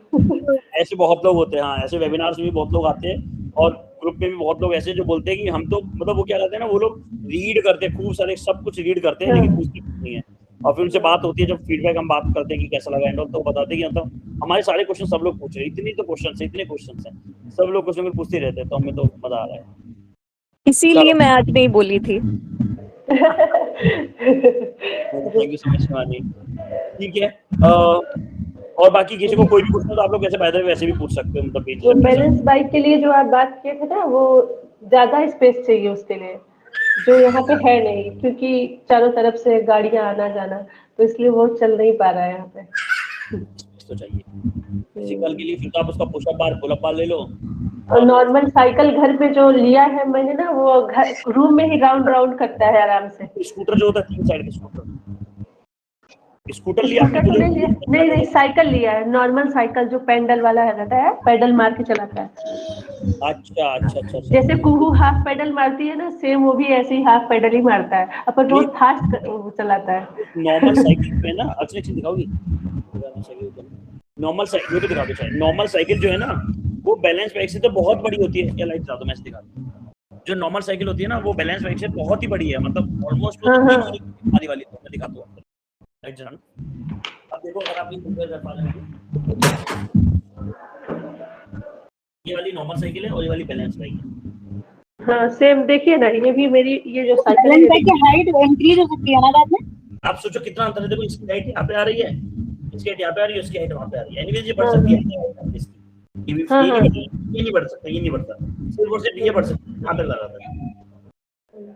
नहीं, इसमें ये भी हैंडल भी ऊपर होता है और ये भी सीट भी ऊपर होता है। तो इसलिए ऐसा खरीदा है। हाँ, तो इस पे हाफ पैडल मार के चला लेता है आराम से। अच्छा, फिर तो हम लोग बाहर ही जाते हैं गर्मी तो सर ब्लैक एंड ब्राउन वाले दोनों ही बैलेंस बाइक है ना? हाँ, दोनों ही बैलेंस बाइक है। एम्बर्स कंपनी के दोनों सेम ही है, कुछ कोई अंतर नहीं है दोनों में से किसी में कोई अंतर। मैं इसका लिंक भेज दूंगा आप लोगों को, अगर लेना हो तो आप लोग। मतलब बढ़िया बैलेंस बाइक में से बहुत अपना आप ही खेलता रहता है वो, बहुत बढ़िया है। ठीक है, फिर thank you so much Jagriti, thank you so much Divya, Nivedita, Priyanka, Shivani, Prasanna, Payal, Ranu, thank you so much for joining. Bye. और आज जो जितने भी बताए सबका लिंक भेजिएगा ना। जी रानू, बिल्कुल। मैं अभी सारी एक जगह रख के और ये गूगल डॉक में या कुछ एक मैसेज में लिखवा के सब भेजता हूँ।